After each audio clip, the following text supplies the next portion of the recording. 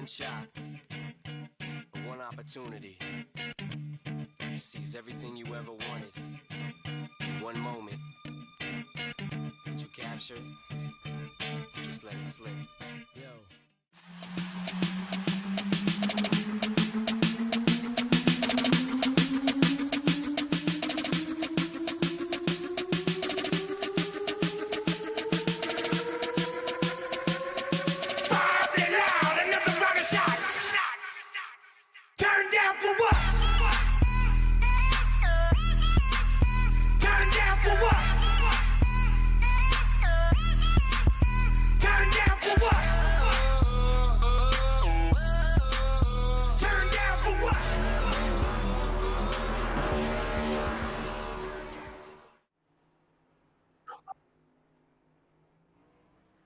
Hello, everybody, and welcome to tonight's coverage of the full-length Cup Challenge. Here this evening, we are excited to be bringing you all of the action from iRacing's virtual Homestead, Miami, Florida. Here at Maconi Entertainment, we like to bring you all types of racing action, including the monthly Fast Friday series. No matter what you're racing, we can bring the action to life. My name is Jeremy Briggs, and joining me in the booth is Brayton Laster with Robert Hill Jr. working the controls as our producer. Brayton, it has been a long season of 7 full-length Cup races for these drivers in the full-length Cup Challenge, and we're finally at the championship race. We got 6 drivers here trying to duel it out. What do you think is going to happen?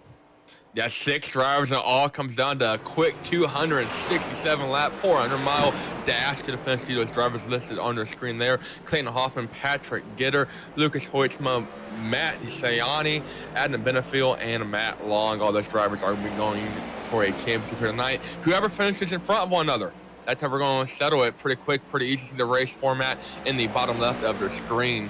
It's going to be a quick race here tonight. It's all going to be about endurance, if you ask me. I am very excited to be here with you guys for these few hours as we get prepared for tonight's Championship 6 battle. I'm not sure if Adam Bedingfield is here. So might be one driver we're missing. So it might be coming down to 5 drivers.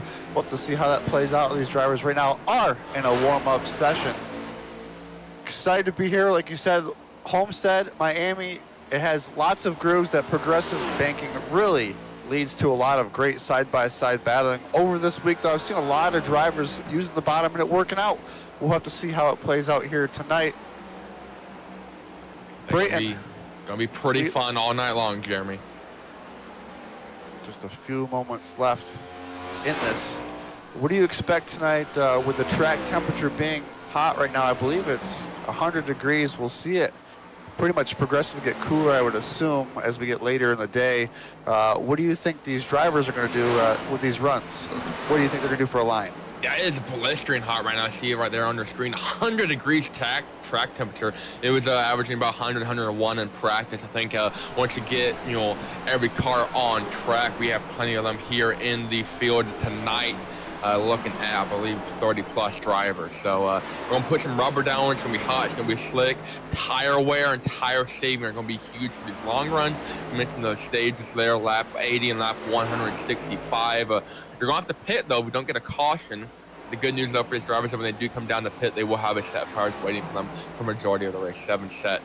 So I think you got to be careful. You can't burn through those tires very quickly. It sounds like a lot, 7 sets of tires, but I mean, that's realistically about a set every, counting your set, you're starting on 8 sets total.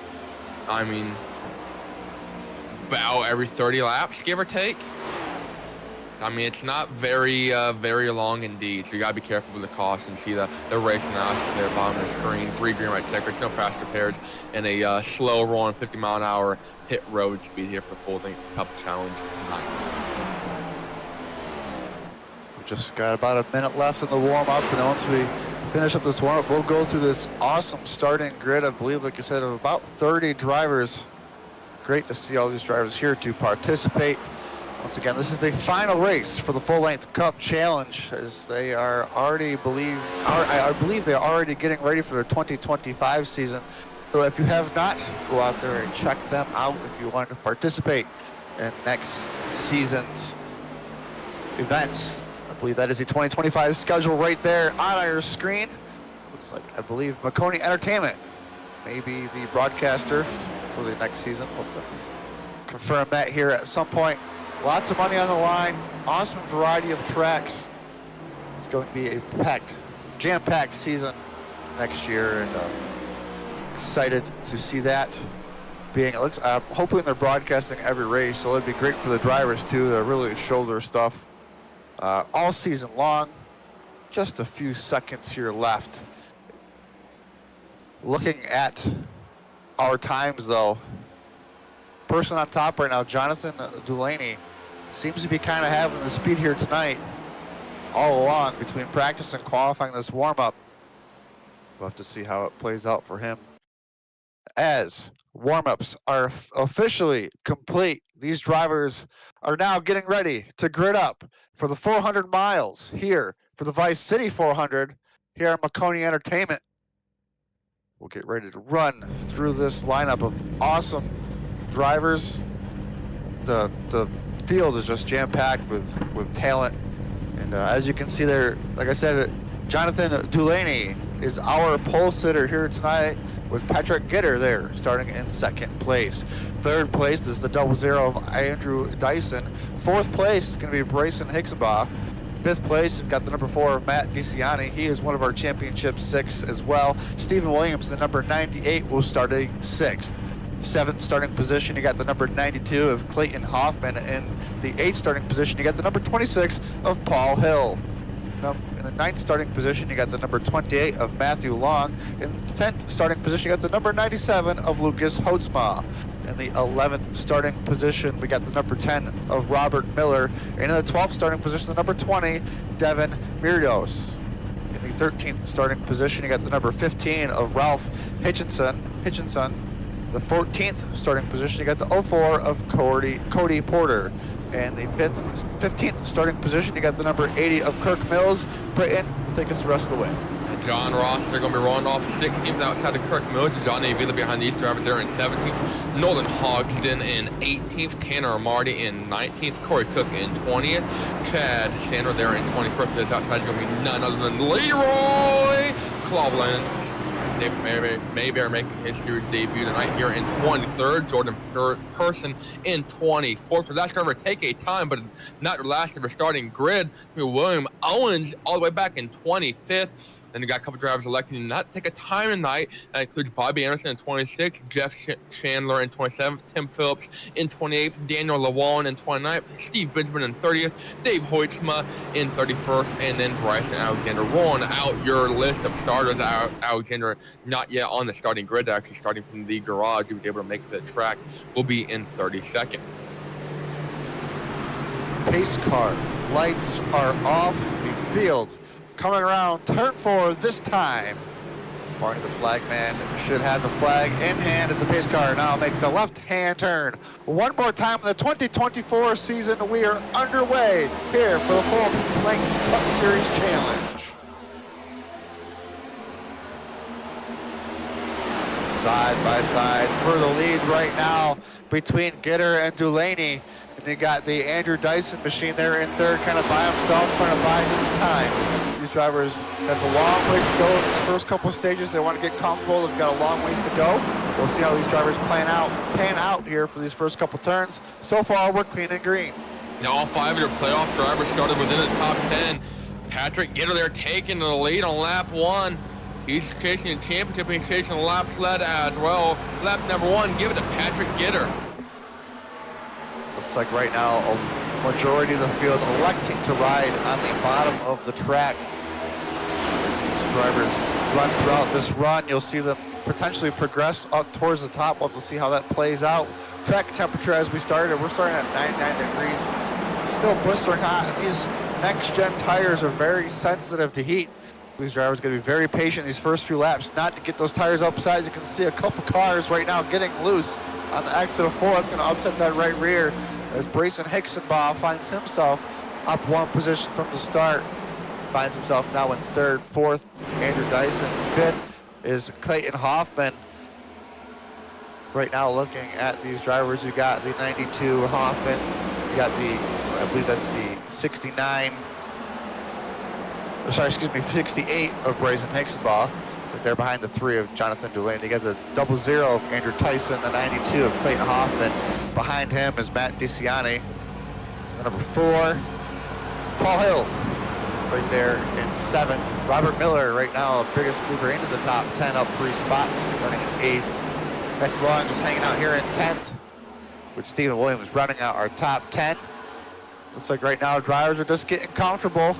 Looks like the first 10 cars kind of found themselves on their own island. Looks like 7 cars, excuse me, running away. A lot of drivers electing to kind of roll single file in the top 10 here. The banking on this track, the steeper you go, or the higher up you go, the steeper you'll go. So you see a lot of drivers like to run up there by the wall. Clayton Hoffman there going side by side for 4th. The 92 machine inside of Andrew Dyson and 00. But the higher up you go, the more banking there is to carry you around the track. You see a lot of drivers love the rip the lip or run the boards here. Run up there by the wall here at Homestead Miami Speedway. But for now, everyone's electing the safer route, the tire-saving route. See one driver there getting up by the wall, getting real close, getting real comfortable. That's Kirk Mills in the 80. Trying to grip it and rip it along the top side. We are now 6 laps into this 267 lap event. Kirk Mills started 15th, now up to 13th, up 2 positions. Looks like he's going to attempt to go 3 wide here on the exit of 2. He's not going to be there just yet. We'll have to see how that plays out because those gaps close very quick. It's 2 wide into turns 3 and 4. Is that top lane for the number 80 of Kirk Mills going to continue to work? We'll see if he can get to the outside there. It looks like the number 98 of Stephen Williams, who seems to be kind of on the fall, now down 5 positions from his starting position early on, might be trying to just save those tires. You'll see Ralph Hutchison in this battle as well. Nolan Hodgson in here as well in the in the 12. 4 cars under a blanket for this 12th and 13th and 14th position. Jim staggered 2-3 wide for a second. That's Hudson on the bottom of the 15. Nolan Hodgson in the 12. They're going to be almost 4 wide. Kirk Miller's in the wall. Has to blow himself there to avoid turning the 98. Stephen Williams in that green machine mentioned Williams down 5 spots already. Back to 3 wide. Kirk Miller's running the boards. In the middle is Hodgson and Hudson in the bottom. Here comes the 04 of Cody Porter trying to join the battle as well. Worried about that hole, like I said, for Kirk Mills was going to close up on the exit of turns. It did right there. He had to check up, lost a little bit of momentum, but now finds himself in a number 11 position. Continue to make his march forward as we check back up front here. Patrick Gitter started 2nd, now running 1st, but leading every lap. As you can see, it looks like Jonathan Dulaney right there in the number 3 car had putting the pressure on to Brayson Hicksonbaugh, who's kind of just finding himself in the middle of this championship battle up front. Got Gitter up front, our leader in the championship right now. Clayton Hoffman, I believe, is our closest contender there in 4th for the championship battle. That he is definitely putting the pressure on Gitter. Gitter is getting it done. so far, but Hoffman up 3 spots and on the move early in this one, the first couple laps. See Delaney there in that red number 3 machine peeks outside of Pickleball, falls back, gets back in line off of turn number 2. As they run low, you mentioned Gator leading in your championship favorite, Hoffman there in 4th. You gotta go all the way back in 7th place, Matt DeCiani in 7th. You got Matthew Long in 9th there behind those guys. And Lucas Hoytsma has fallen back a decent bit. I'm not actually seeing him on the running order. I think Lucas has dropped because of Packett. They had a bit of an issue there, so not yet back on track, down 8 laps. The Hoytsma championship night has gone from a decent start spot inside the top 10 to gone. I mean, no hope really for him unless he's able to get back in quick and get back out on track and get 9+ cautions to get back on the lead lap. So Lucas Hoytsma's night and championship hopes are over. Looking like just under 15 laps into this race. Looks like it has now turned into a 4-car battle for our championship. 6 down to 4. I believe there was one driver that did not make the race. I believe it was Adam Benningfield. Yes, he was not able to make a starting grid tonight. Not sure the reason why. The Team Conti performance driver. Up front, though, the drivers kind of sliding out here, just trying to keep the clean air on their cars to keep that downforce. One thing about these next-gen cars is they are very air-dependent. You get behind one of those cars in front of you, it'll be very dirty air, and it takes the weight right off those front tires, and you start sliding them. One thing I see a lot of these drivers do, they might run just a slightly different line than the car in front of them just to keep a little bit more air on their nose. So you'll see, some cars maybe gain a little bit on the entry and then lose it on exit just because of the different lines they're on right now. But so far, single file looks like almost throughout the whole field as we are now coming around for lap 15 next time by. If I'm correct, I think we get about 40 laps of fuel off. I can't remember there. It's a little bit more than a lap. I believe about 55 laps, 60. So we're going to see those pit stops. Stage break those at 80, so we will have to pit for fuel before the end of the stage. But Patrick Gitter has been out front and center this entire run so far. Only one win to the season. That was the return 600, blocking the Real Life Coca-Cola 600, the opening race for this 2024 Full Cup Challenge season. Patrick Gitter finding victory lane in race number 1. Hasn't seen victory lane since, but what a story it would be. Win the first race and win the last race.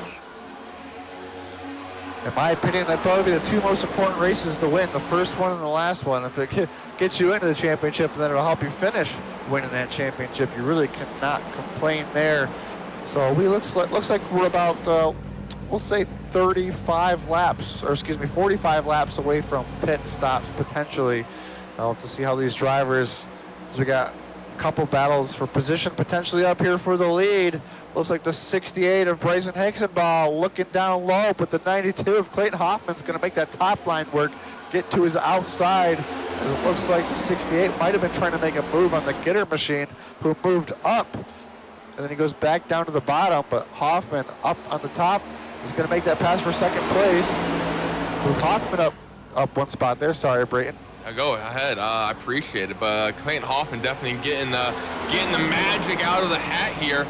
17 laps into this one, he's been picture perfect all season long. 7 starts, 2 wins, and 7 top 10s. He's had a top 10 at every single start. The only driver this season to do so. Driver from the Mid-South region here on iRacing. He's been their championship leader for the majority of the season. 2 wins, you mentioned. 1 at Auto Club in the Amazon Warehouse 400, and another one in the Bricked Up 400 at Indianapolis Motor Speedway back in July. So about 1 race a month or so for these drivers. It's been about what the pace has been pretty spread out. Clayton Hoffman, though, trying to spread his wins out, trying to go to victory lane tonight. He's got to get around Patrick Gitter to get the job done, though. These 2 drivers that are 1 and 2 are battling for that championship battle. Excuse me, I don't really know how to pronounce that. And it looks like the next contender right now is going to be Matt DeCiani there in 7th spot. As we look at Matt DeCiani right there in the number 4, he is running 3rd between all the championship contenders. And the fourth one is Matthew Long in the number 28. He finds himself in the 12th position right now. Only coming around for lap 20. So a long ways to go. Drivers, I can't remember if this was open or fixed setups, but if they can come down and make adjustments, I'm sure they will. But if this is fixed setups, we'll try to do a different line next time. But as we look up front, though, we got a battle for the lead. They're side by side out of turns 3 and 4. Now Hoffman trying to need a couple laps, not able to do so, but able to get the nose inside the left rear quarter panel of Gitter. Goes down to the white line, still side by side through 1 and 2. These drivers using every inch of bank, and they can get all 18 degrees of it. Gitter's going to have to run off the corner. Hoffman able to stay in the left rear, but not for long. Falls back, gets right back in line, and then the draft of Patrick Gitter going down the back straightaway. Looks like Hoffman decides to battle another day, but if we look behind them, you got a battle between the 68, the 3, and the 26 on scoring. But looks like the number 6 on the side of that machine is going to be Paul Hill. As Brayton Hicks about, oh, that was really close there between the 6 and the 3. Woo! Jonathan Delaney, it looks like coming over the radio, might have been apologizing there. That was really close. As you look there now, behind number 3, you've got Andrew Dyson, who is started 3rd, now finds himself in 6th, but looks like we got a pass for a lead this time. Clayton Hoffman in the inside, gonna make the pass happen as Patrick gonna get her back to the inside on the exit of 4. There's a bit of a slide job move off of turn 2, but here comes Gitter with a crossover off of turn 4, side by side lap. That goes to Hoffman. Different leader for the first time this race. Gitter goes to the bottom, Hoffman goes up to the boards. Side by side, Gitter's going to pull the slide job on the corner exit. Here comes Hoffman with a crossover move, gets the run off of turn 2. He's going to have the momentum down the back straightaway, and a huge momentum rush for Clayton Hoffman. They're going to be side by side through 3 and 4. Wow, what a battle, a third of the way through this first stage. 2 championship contenders, slide job after slide job, really trying to make something happen here early on. They both are desperate for that clean air. And remember, you got to race clean here, 13 incident points, and you get sent home for the night. And at this point in the season, you get sent home for the season. So do you want to play clean? No incidents yet so far. Update on Lucas Hoytsma. He has not yet rejoined the session, so he's currently your last place or last running driver that took the green flag. So Hoytsma's championship hopes are definitely down the drain at this point. I see he's 20 laps down in 31st. The other 30 drivers that took the green flag are all still out running, all still on the flag.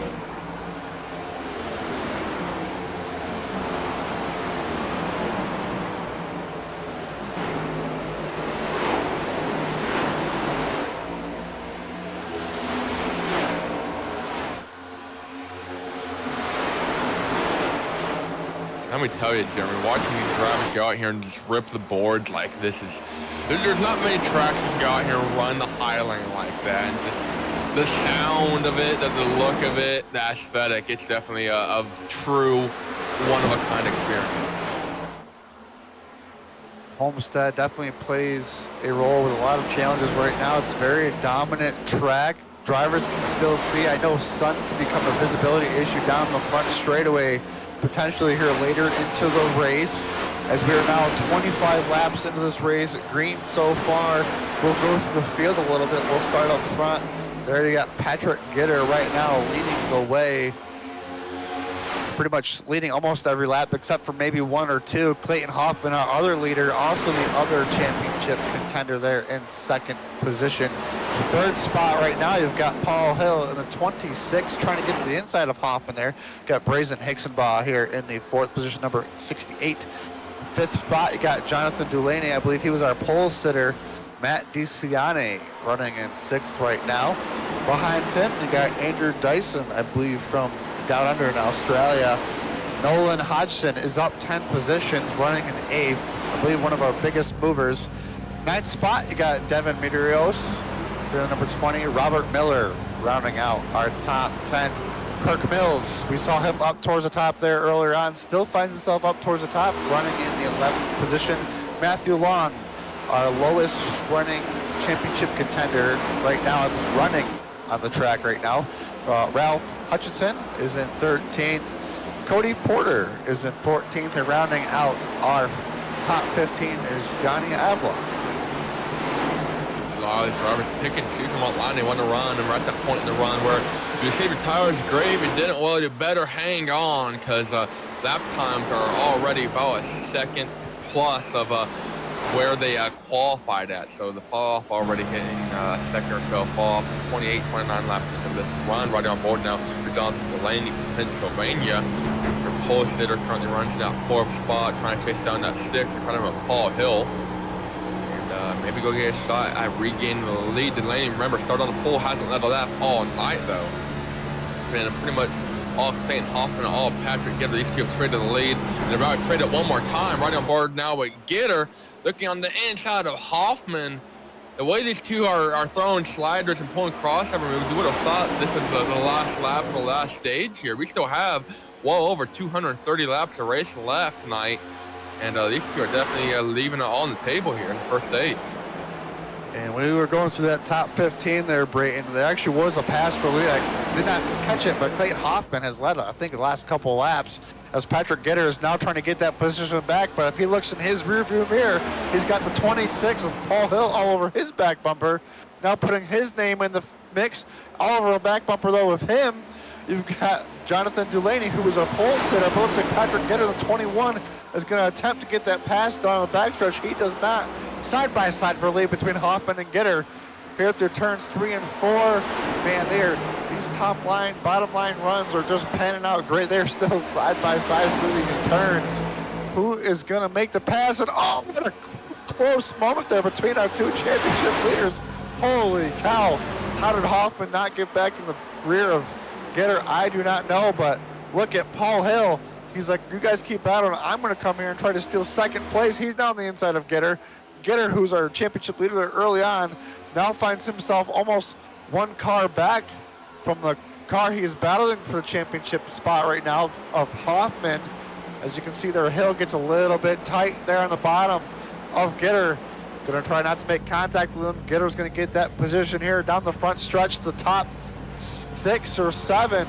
Breaking away. This is quite the battle we got going on here, Brayton. Yeah, top 7 cars have a 2-second breakaway to the 8th place car. Battle for lead, go side by side to Paul Hill. Said to these guys, you leave the lid open, I'm going to stick my hand in the cookie pot. Here comes Paul Hill, trying to take a 3 wide middle. Instead, he's going to push 21 of Gitter. As Hoffman gets a little bit wobbly on corner exit, gives him a couple time. And here comes Delaney, running the boards in that 3 number red Coca-Cola machine. He's going to have the run, he's going to have the momentum, getting the speed built off the corner. He'll have a shot to go to the inside of Gitter here for the lead. Almost halfway through the stage, halfway through this stint, I would believe, on fuel. These drivers are putting on one heck of a battle. Jonathan Delaney started first, now finds himself back in first in the number 3 car, as the leaders of Hoffman and Gitter were battling for first and second. The 3 machine found himself gripping and ripping the top. Now finds himself leading the way, as our leaders of the championship race now find themselves second and third, with Hoffman getting heavy pressure from the Hill machine. Yeah, Jonathan Delaney finally leads the lap after starting on the pole. Only took him 34 laps to get there, about 50 plus miles. Finally able to get done and see that the group of cars here, the 7 cars, Delaney, Gitter, Hoffman, Hill, DeCiani, Hicksonball, and Andrew Dyson. This pack of 7 cars, and then Nolan Hodgson, this is your first car outside of this lead pack all the way back here, about 2 seconds off of Dyson's back bumper. And then a bit of a gap. I mean, see how spread out these guys are finally getting here. And inside of the top 15 where they're all spread out, a couple battles throughout the field. The battle here, that's Robert Miller in the number 10, looking outside of Matthew Long. Long about 4.5 seconds back in the championship. As they run, one of the contenders need to get around DeCiani, Gitter, and a couple others at this point. You can put the 4 running championship contenders, though, in the top 10 right now. So that battle we're definitely have to keep an eye on, as we had a couple drivers. We had one driver miss the race and one driver having a packet loss issue.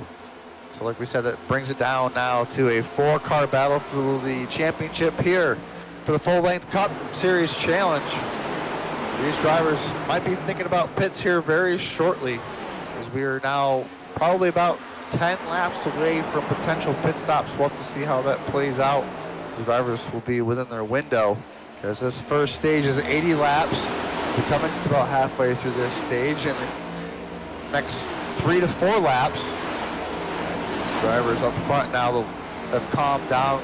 We look back here, the 15th position on back, 15th, 16th position there, as you can see, the 61 of Corey Koch and Stephen Williams back here battling for 15th and 16th. So Stephen Williams has fallen back 9 positions. Bobby Anderson here finds himself in the 17th spot, up 9 from where he started. Behind him, we've got Cody Porter there in 18th spot. He's down 4 from 14th where he started. The 04 there. Pit stop time, money-making time. That's Bryson Hicksonball from the top 10 down pit lane. Say that the pay window is open for these guys. They can stop here and make it to the end of the stage. I was waiting to see when someone would finally come down, and Hicksonball is going to be the first to stick his hand in this cookie pot. And he's getting a handful of chocolate chips. It's going to be looking like some fuel on at least right side tires for him. I'm not sure what the tire fall off was, but I know it was over a second. These tires, he's going to go down a lap here, but he's going to have better tires earlier on. We've got a couple cars now getting ready to also come down pit road. Devin Medeiros there, and it looks like the Kirk Mills, Yep, he is down pit road as well. These drivers trying to jump them, try to get an early start with these fresh tires. We'll just see how it plays out for the rest of our championship contenders. Halfway through this first stage, Jonathan Delaney still leading the way. 15-second pit stop there for Bryson Hicksonball. See how it compares to Medeiros and Mills. Medeiros wrapping his stop up as we speak. A little bit quicker than Bryson, and Kirk Mills is dead, and that's even another 15.2. So pit stops in the 14 to 15 second range. By the time they get in and out, though, of pit lane, it's about 30, 40 second loss. So you are going to go down a lap. Hicksonball currently runs about 2.5 seconds off your leader, and so the new tires will be an advantage for him over the next couple laps as he works his way through lap traffic. Well, technically he is lap traffic. As a couple other drivers now coming down pit lane. Dave Hoytsma, Daniel Llewellyn, and Chad Sander joining the list of cars that have pit. Lap time for Hicksonball is 33.4. Last time by Delaney is at 34.3. So about a second or so quicker for the 68 machine. As the rest of the field continues to come down, and you can see the 44 John Ross making his way down to the pit road. William Owens in the 31 coming down pit road as well. No black flags yet. Definitely don't want to have a black flag under green here. It'll be very detrimental as Paul Hill comes in really hot. We'll have to see if he gets a black flag. One of the front runners got to be extremely careful. A black flag right now might not be the end of your race, but it'll definitely make it pretty close to it. He was able to get it down to 50 miles an hour. It was tight, but he was able to get it down, no penalties yet. The 26 machine. Leroy there coming down pits as well. David Mayberry coming down to the pit road as well. Right now our top 5 are still on track. Leroy is now coming down pit road as well. Lots of different strategies, but it looks like the majority of the field deciding they want to split this stage right in half. Like we said, everybody can make it to the end with about 60 laps of fuel. I'm not sure if drivers are taking full tanks. That's one thing I think that could save you a little bit of time, but we'll have to see what their strategies are. As you can see, the 00 of Andrew Dyson finding himself here in the battle for the lead, finding himself right there all over the back bumper of the number 3 machine of Jonathan Delaney. A lot of these drivers still have to pit. Matt DeCiani there on the number 4 trying to find himself around the Patrick Getter machine to give himself the championship lead. Bryson Hicksonball is about to unlap himself. He was the first driver to come down pit lane. See a couple other drivers there going down pit lane on board, or not on board, but following the 68 machine now. That's the 21 at Getter there in third, and he's got Dyson and Delaney right in front of him. So Bryson Hicksonball trying to lap himself now inside the 3 machine of Delaney and get a run off the corner. And should be able to carry some momentum and unlap Andrew himself off the leader of Andrew Dyson around turn 2 here. Johnny Avila in this time bias. That's going to leave about 12 cars left to pit. As you can see there, how much faster those fresh tires were. Just drove around the leaders like they were standing still. When you get those fresh tires, one thing you definitely want to be doing is making as much speed as you can, because as you can see, the number 21 is now coming down the pit road of Patrick Getter. Getter, late dive from Getter. We'll make sure he doesn't get any penalties as well. Drivers pushing it right to the edge. You want to get everything you can on these pit stops. As you can see, the number 30 coming. Oh, looks like we got one that just missed pit road. There is a speed penalty for Johnny Avila. So we have to come back down, see if we can figure out who missed pit lane here, Lo. Oh, really close up here for the number 3 machine. Almost contact with some drivers around him. As you can see, our leader coming down the pit road. Matt DeCiani coming to pit road as a 26. Looks like he's trying to unlap himself. Majority of the field coming down pit lane, and let me tell you, I'm really liking the call now from the 68 of Bryson Hickenball. I think he should cycle out to the lead here. He'll be on a little bit older tires than everyone coming down now, about 7-8 laps older rubber. But I mean, he'll have the track position, putting up a second faster lap time last handful of laps. So I think definitely going to be one to watch, see how he'll cycle through. Clayton Hoffman, another one of our championship contenders, with Matthew Long, both coming down pit road. Make sure these drivers have some clean in and outs on their pits. Our championship contender continues on. If you're just joining the broadcast, welcome to Maconi Entertainment's broadcast of the full-length Cup Series Challenge. As drivers having some really close action there on pit road. Almost missed his stall there for Hoffman. That almost missed his stall, came in really sideways. One of our championship contenders here tonight. Nolan Hodgson finding himself as our leader right now. Top 5 yet to pit. It's Hodgson, Delaney, Cook, Benjamin, and I believe Person is in now. So it's only Benjamin, Cook, Delaney, and Hodgson.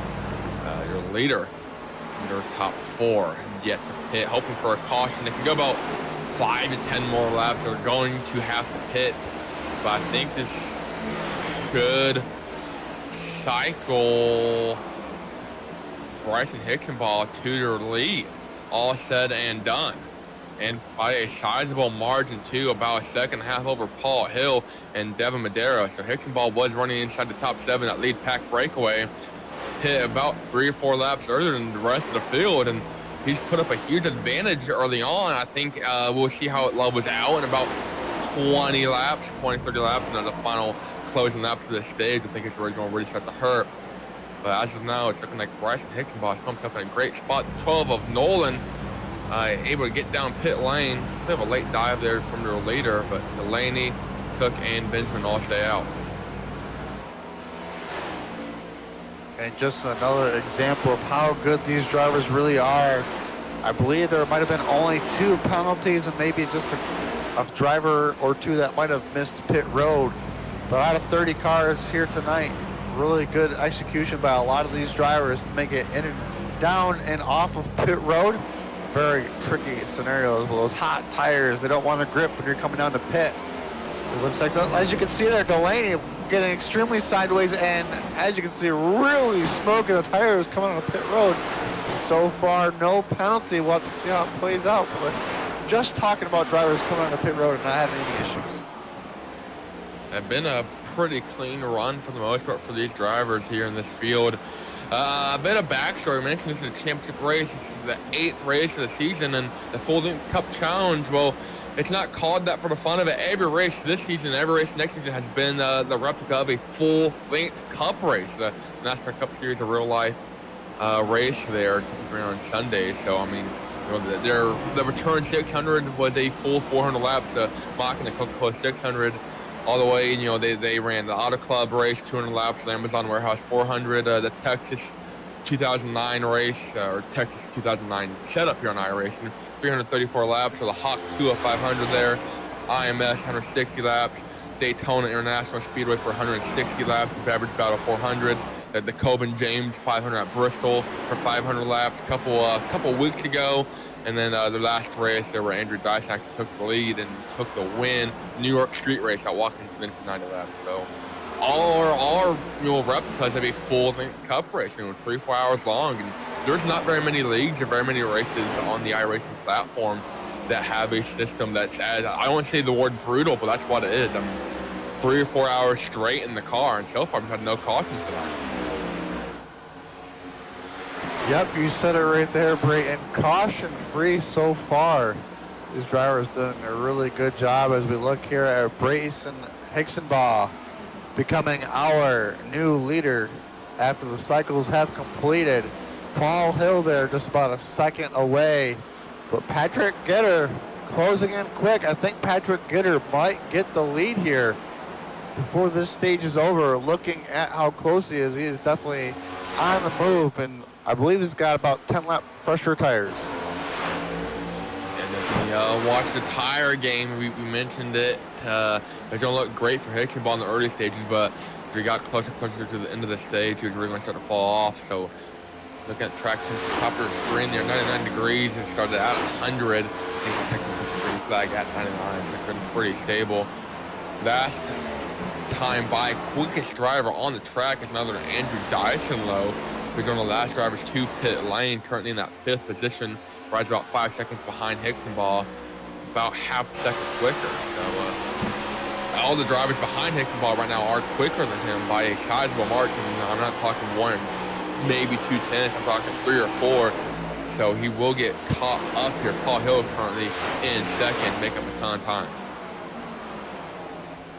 As you can see, that's one of the downfalls of pitting early is your tires are obviously going to be older, so that advantage you got on your newer tires while everybody was waiting to pit, it kind of flip-flops on the advantage. But if it works throughout the night, as David Houtsma makes his pit here, it can kind of flip-flop, and then sometimes the tires might even out if it's a long enough run towards the end. But right now, looks like the 26 running a little bit faster. We'll have to see if he can get there with just over 20 laps left in this stage. We'll definitely get there. Let's see if Patrick Gitter, our championship leader right now. Hoffman and Gitter were battling for the championship for the longest time, but Matt DiCiani in the number 4 right now running 6 finds himself the second championship contender with Clayton Hoffman behind him in the 92. Those drivers are second and third in the championship running as Matthew Long is running in 9th position, just a couple spots back from those drivers. So Patrick Gitter right now running in the championship spot. He's been pretty much leading the way between those 4 drivers.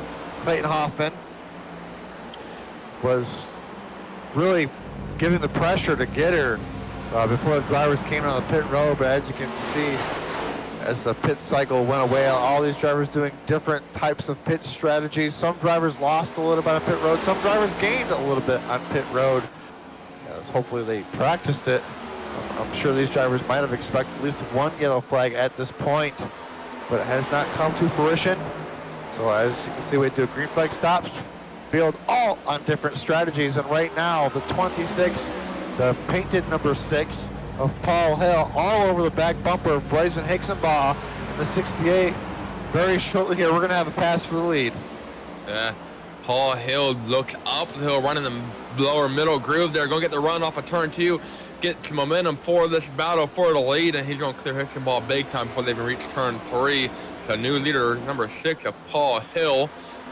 Quickest car, though, behind them is actually going to be Dyson and Patrick Gitter. Gitter's about 2 seconds behind these guys, and Dyson's about 3.5 seconds behind them. So they should have company in a couple of laps at the rate this race is going.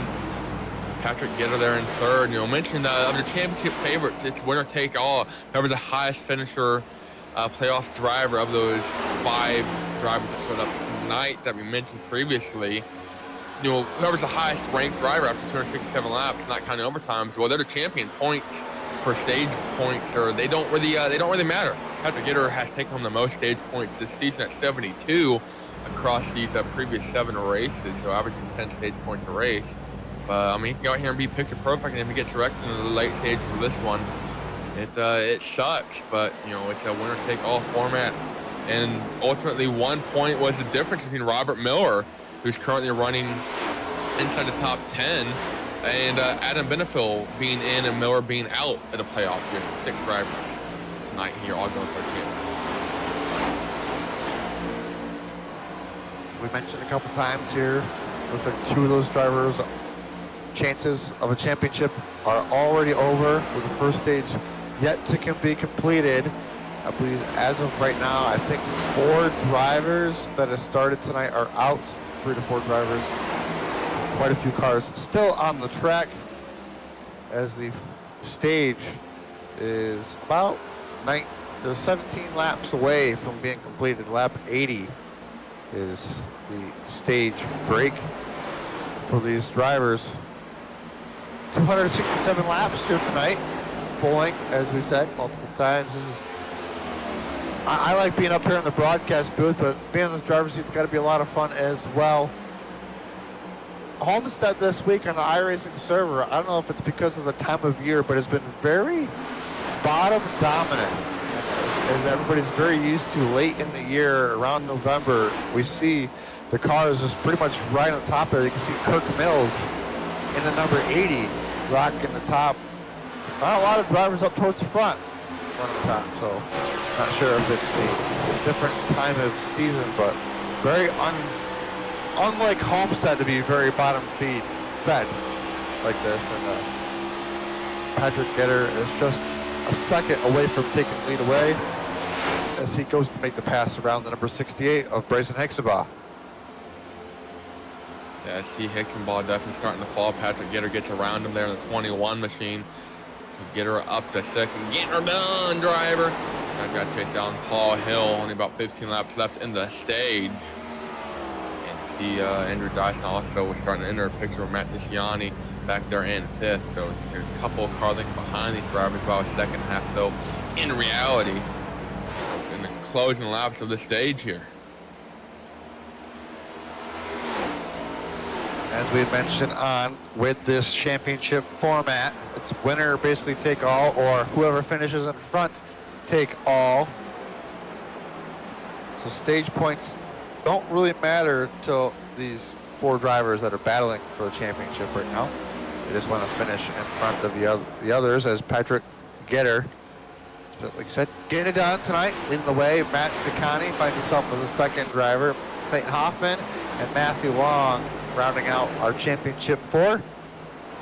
This stage continues to wind down. I'm not sure if a car just wrecked or if they had a Gitter, I believe, is blinking pretty bad right now. Our championship leader starting to have some connection issues. Uh-oh. Gitter finally comes back. We do not want to have issues right now. Gitter, though. The damage on the front end of that 21. The front end is absolutely destroyed. Not sure how, what, or why. Looks like internet issues plaguing the number 21 heavily right here. Second championship driver to have internet issues tonight. See that the right front also damaged on that car too, I believe. All kinds of damage out of nowhere in that 21 machine. And you see the stack up of cars. He's definitely lost some speed, because now Hexenball, Dyson, Benjamin, and here comes Disciani have all built a ton of momentum behind Gitter, and they're basically forming a freight train, getting ready to get around him.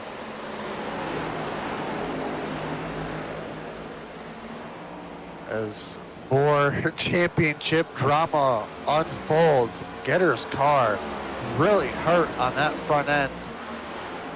Right now, though, his tires, we're still under green. Not sure why that glitch made him have such front end damage on his car, but iRacing God's not being friendly with the Gitter machine right now, as we're now with 10 laps to go in this stage.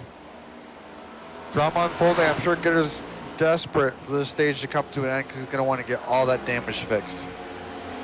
Okay, yeah, definitely going to hurt the performance of that car. Has 200 laps, a little less than that, to get all the damage fixed and be there at the end when it matters most. You see a double zero getting around Hexenball. That's Andrew Dyson there trying to get that final podium spot from the stage. Just 10 laps to go in the stage, so Gitter able to finally get his car back rolling again, pulling away from this stacked up behind him. Matthew Long update on him, another championship runner. He's still back there in 10th. He fell back outside the top 10 early in this run, able to kind of hang on. Clayton Hoffman there in 7th, so from the lead to 7th, but Patrick Gitter there and DeCiani inside the top 5. So all the championship contenders that are still in this race are still in the top 10. Really close there. Wow, is that the Clayton Hoffman machine? It certainly is. Wow, the 20 cut gave the Hoffman machine a huge break right there. Wow. That camera angle made it look close, but I'm sure it was definitely close as well. As Hoffman is trying to make his march back to the front. Not sure if they're watching the broadcast, but as we saw the Gitter machine with damage, thought he might win that stage, but since he had that slight internet issue, he's just been hanging out around 2 seconds behind the Hill machine. As we look at the Matt DeCiani machine, the closest contender to Gitter in the championship hunt right now. And just a couple cars there behind. Hexenbaugh is Hoffman, our next championship contender. Still a lot of racing left for these drivers, and for some of them like Gitter are eager to get down pit lane, make adjustments or what adjustments they can make on their car, get back out there and go chase the championship. And remember, stage points don't matter. Something to take note of is the 13 incident point limit is definitely something to consider when you're racing side by side. And Gitter, I don't think he did, but with as much damage as he got, it's possible iRacing might have, accredited him with an incident point or two. With how hard the car made contact with something. I don't know what, but he made contact obviously with something to get that heavy front end damage. Not sure if iRacing decided to just throw his car in the wall, but right now the 00 of Andrew Dyson has his set on the number 21 of Patrick Gitter. As we mentioned, Gitter with some nose damage, and it looks pretty significant. As you can see in that shot right there, you can see the difference between the 21 and the 00's front noses, and the 21 kind of looks like a snow plow the way that it's bent in, and the 00 is crisp and clean for now. Gitter does have the, I believe, the quickest lap of the race so far. If I can get back checked on that. And that is correct, the Mundo. Patrick Gitter, current championship leader there in second behind Paul Hill. The race leader not in the championship low, but 161 mile an hour, 33 flat. Pass lap for Gitter. A couple tenths quicker, or a couple tenths slower than qualifying trim. But let me tell you, Paul Hill is riding comfortably into the sunset, to the stage winner, and a couple laps to go. So a lot of these drivers are very excited for the stage to come to an end. Take a quick breather if they can't get a drink.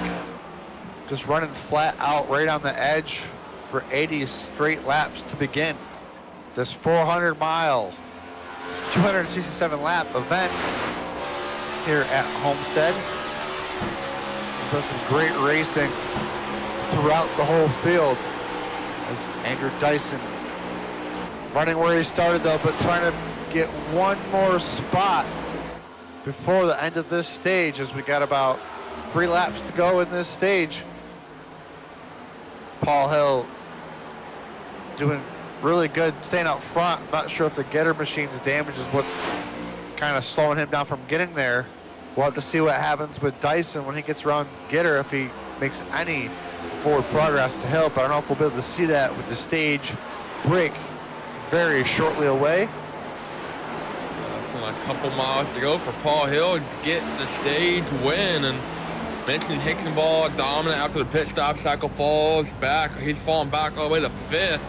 But Paul Hill, looking at the timing and scoring loop data, pitted on lap 41, Gitter pitted on 45, Dyson 46, DeCiani 46, and Hexenbaugh was the first pitter up 37. So I think Paul Hill has just kind of played the better tire game, is what's allowed him to pull ahead of these guys. put it in a little bit earlier than Dyson and those guys. And the fall off kind of plateaus after a certain point, and Hill was able to kind of get a quicker lap times. White flag in the air for stage number 1 for Paul Hill here. As you can see, side by side for second place between Gitter and Dyson. Gitter, one of our championship contenders, with damage from an iRacing glitch. Right now, trying to just survive this stage. But 2 seconds in front of these two drivers right now, going through turns 3 and 4 for stage number 1. The number 26 on scoring, number 6 painted of Paul Hill, is going to complete lap number 80 and win stage 1 here for the full-length Cup Series Challenge. You got Gitter and Dyson coming across the line in second and third, as the yellow flag is now out, as the top 10 has completed stage number 1. Great racing here in stage number 1. Lots of championship battling. Let's go to a quick commercial break, as stage 1 is now complete here on Maconi Entertainment. When you want to be the best, you can't settle for the rest. For anything on iRacing, there's just one name you need: Maconi. With the launch of Maconi Entertainment and Maconi Competizone alongside Maconi Setup Shop, we now provide the best of the best in setups, paint schemes, coaching, broadcasting, and event organization. With cars across all 4 license classes, we have what you need to hit the track with confidence. Grab a subscription and save money while going fast at MaconiSetupShop.com/subscriptions. And remember, at Maconi Setup Shop, there are setups, but your victories.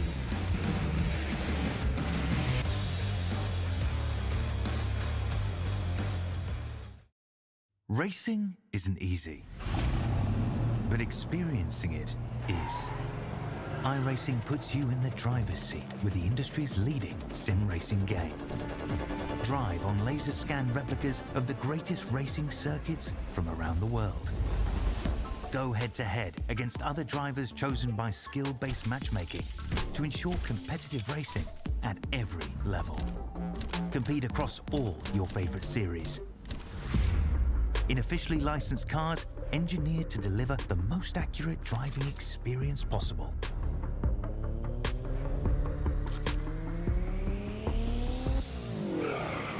Join a race or host your own with players from across the globe. Race against the computer or in a league with friends. Feel the thrill behind the wheel. Visit iRacing.com.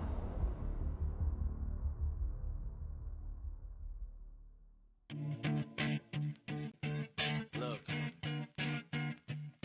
if you had one shot, one opportunity to seize everything you ever wanted in one moment, would you capture it?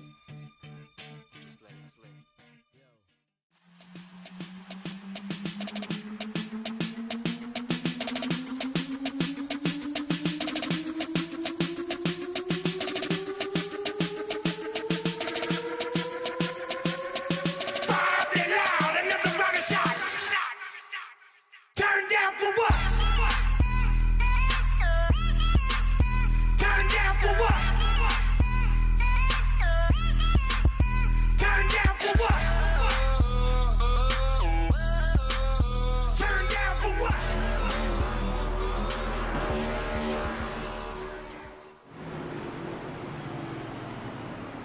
And welcome back to Maconi Entertainment's broadcast of the Vice City 400 full-length Cup Series Challenge. My name is Jeremy Briggs. Alongside me is the one Pizza Man, Brayton Laster. Totally botched that. Sorry about that, Brayton.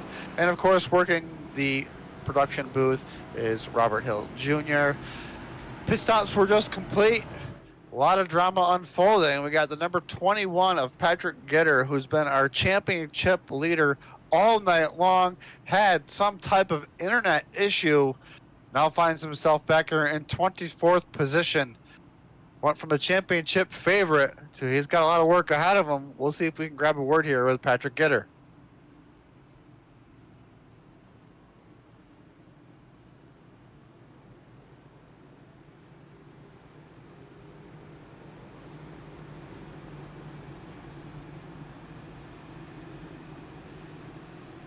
as now we have Patrick Gitter here up in the broadcast booth.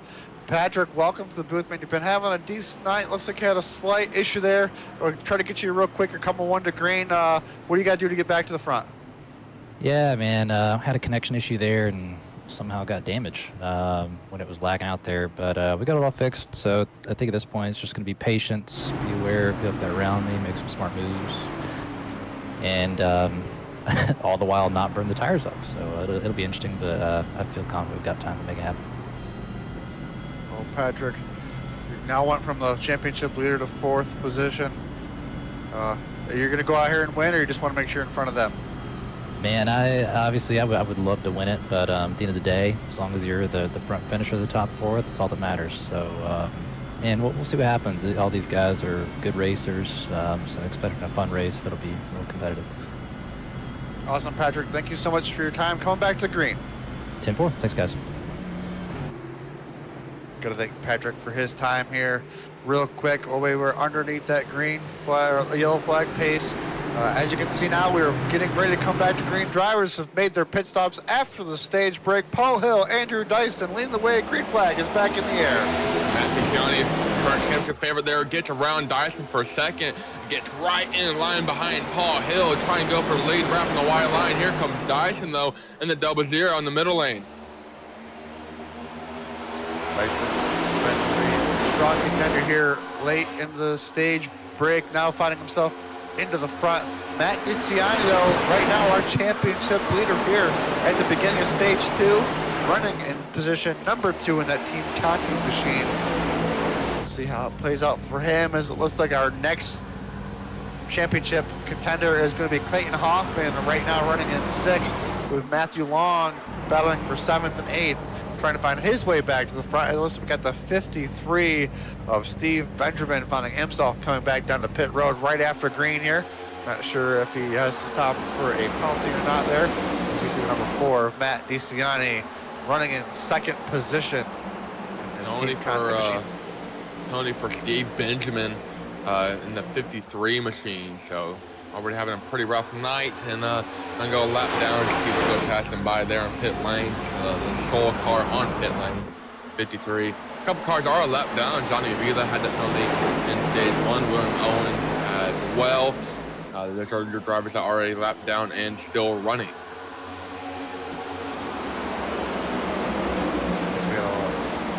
Little to no drama on the track versus like accidents and like that, but you know, we had a lot of connection issues there at the beginning to kind of play out the championship race. We had some drivers get some pit road penalties, but a lot of drivers did a really good job. As we were talking to Gitter, he was back outside the top 20, now finds himself in 15th, really making that charge back to the front. There's definitely been a ton of beating and banging tonight. And you're going to have to go to Homestead. A lot of drivers love to run the bottom in the early stages, kind of save their stuff, and they have a lot of cars fighting for the same row estate. And Gitter, though, fast car in this mid-pack battle here, trying to get around, 13 cars to get up to the front. We started back in 23rd, already up 10 spots. Patrick Gitter, 21, won the watch here in the 2nd stage. Second stage is 85 laps, so expect the caution at or around lap 165. So about 5 laps long, only a 6-lap fuel run as last time. So expect a caution, or not a caution, but expect a fuel pit stop probably beginning around lap 120. We'll be keeping an eye to see what everybody's strategies are here tonight. But looking at our championship battle, Clayton Hoffman now finds himself as a championship leader with making that pass on Matt DeCiani. So Clayton Hoffman not only got the championship lead, but he might be looking for the lead for the race. Coming here out of turn 2, it's going to be the outside of Paul Hill. Clayton Hoffman with a power move to the outside.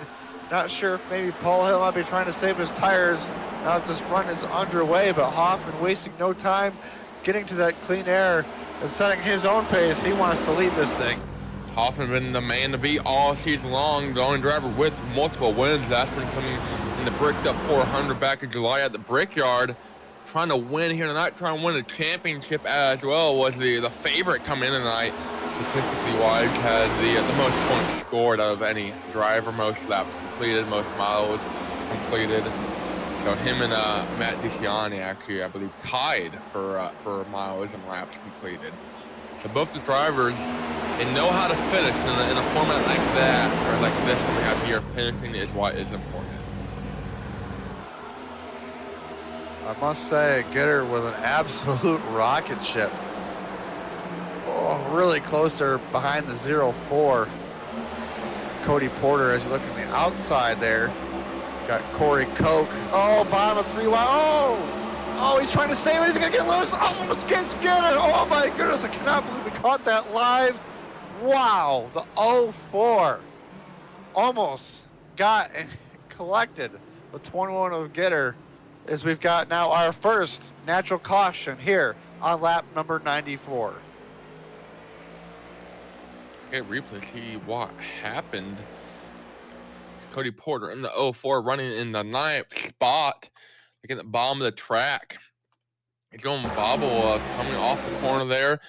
That's getting a 21 looking inside the green car as Corey Cook is outside, and he just gets a little squirted, a little upset, and just never really gets a chance to save it.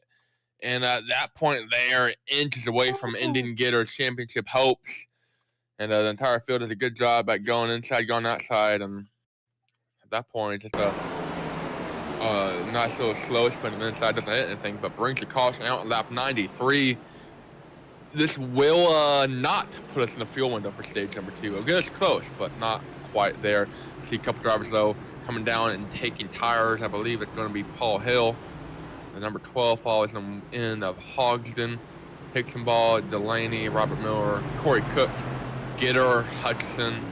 Is going to round out the drivers coming down and getting adjustments here on pit lane. A lot of drivers taking advantage of this quick caution. Looks like they are getting tires. Hoffman, DeCiani, Dyson, Long, and Person are the 5 drivers deciding to stay out. 3 of them being our championship contenders.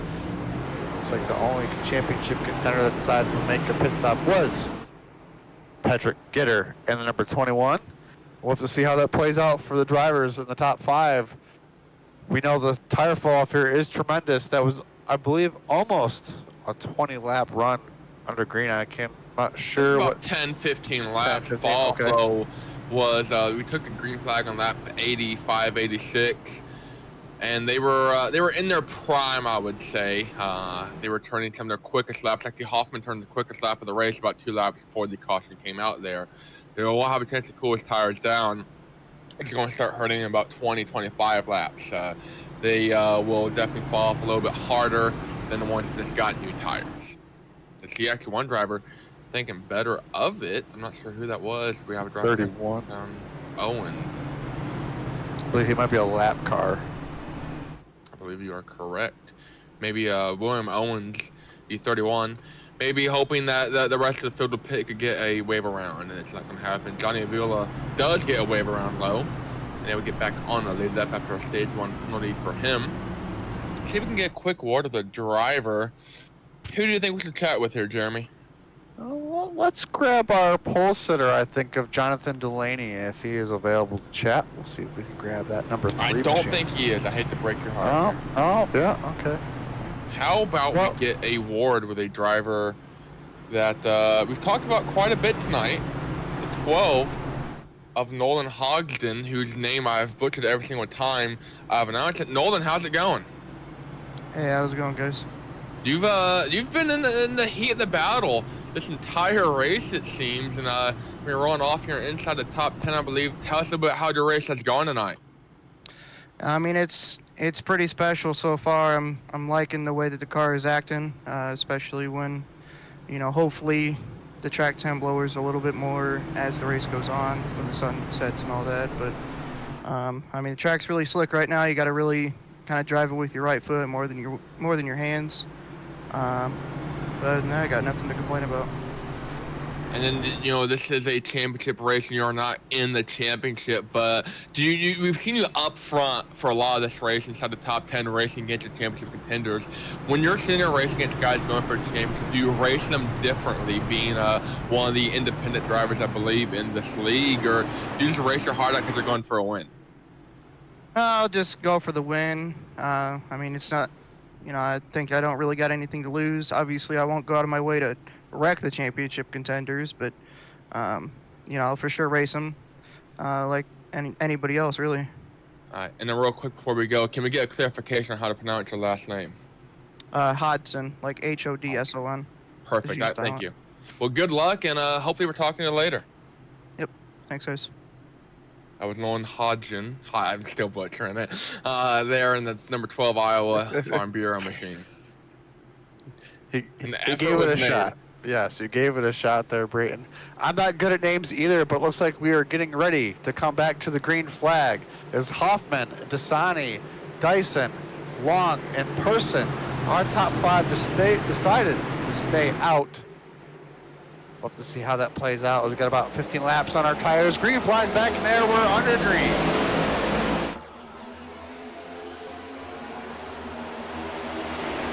First 4 drivers trying to pull away as quick as they can because there's drivers with tires just behind them on the march. We got cars getting really tight off of turn 4. I believe number 30 of Jeff Chandler very close to getting into the wall. All these cars out here now, different tire strategies, different setups, gonna make some really close battles. Number 26 of Paul Hill in Person. I believe those are our first couple drivers batting between old tires and new tires. That Jordan Person there in the number 08 is one of the drivers that stayed on old tires. He's falling down a little bit of the running order. Medeiros and a couple others trying to put the pressure on him. Able to get single file and hang on now. Nolan Hodgson there behind him in the 12. But one driver is blinking in the top 5. That's Devin Medeiros in the 20. Blinking on the back straightaway, able to get it covered. Battle behind him though is a tight one to watch. That's the person on the old tires behind him. That's outside Paul Hill, the new rubber, the stick machine. Was running second before the caution came out. Now finds himself running in 6. Trying to move back towards the front. He's got some clean air now. He can lay down some pretty good laps. We'll have to see how it plays out here as we are going to be coming around to have 167 laps to go.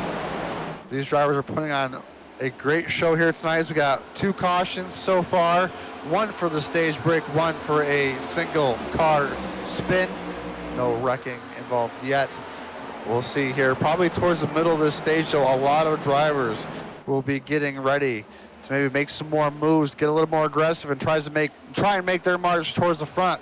As it's going to start happening quick as we're just about 32-ish laps away from halfway. Yeah, the pay window is open. It is cashing checks, and they will clear caution at this point. Will get you to the end of stage number 2. So I don't think we're going to see a green flag pit stop at any time. See 20 blinking there. Another quick time through the corner.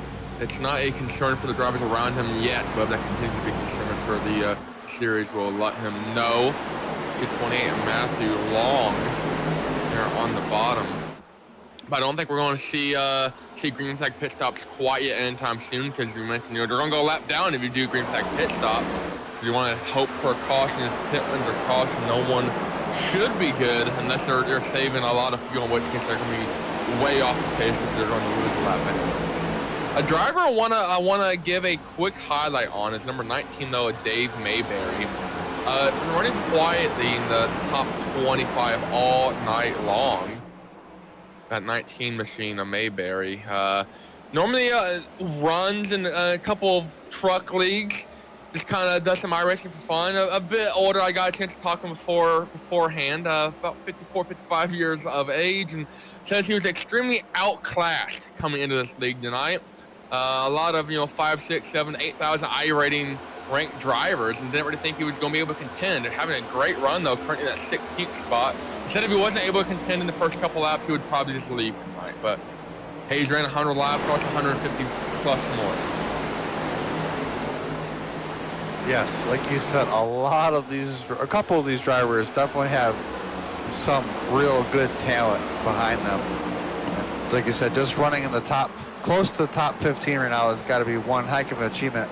There's a lot of great drivers out here. As we check in, look at the number 30 machine of Jeff Chandler as he started towards the back there in 27th. making his move towards the front as we had a little bit of action there in the front stretch. Happened pretty quick. Cody Porter there in the 19th spot. He was the first car to have an incident on the track to cause a caution. He got loose coming out of turn 2. No contact with the wall or any drivers. Still clean and green now from that point on. As we look at the front 2 drivers, they are in the championship battle. Clayton Hoffman, Matt DeCiani running 1 and 2. One has to finish in front of the other, though, to be the champion here tonight. You don't have to win the race to be a champion, but you got to finish in front of the other 5, which right now you can definitely finish in front of the other 2 that are not in the race right now.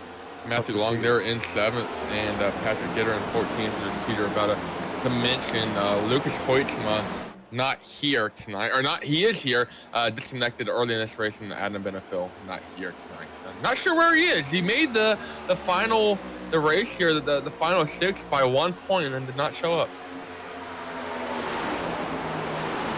It's got to be heartbreak for being the other person on the other end that didn't make it by 1 point. And unfortunately, it looks like maybe Adam either might have had something going on and just could not make it, or maybe some internet issues. As we could tell, we've had some drivers with some slight connection issues, but right now everything's back in order. It looks like under this green flag run, 160 laps to go.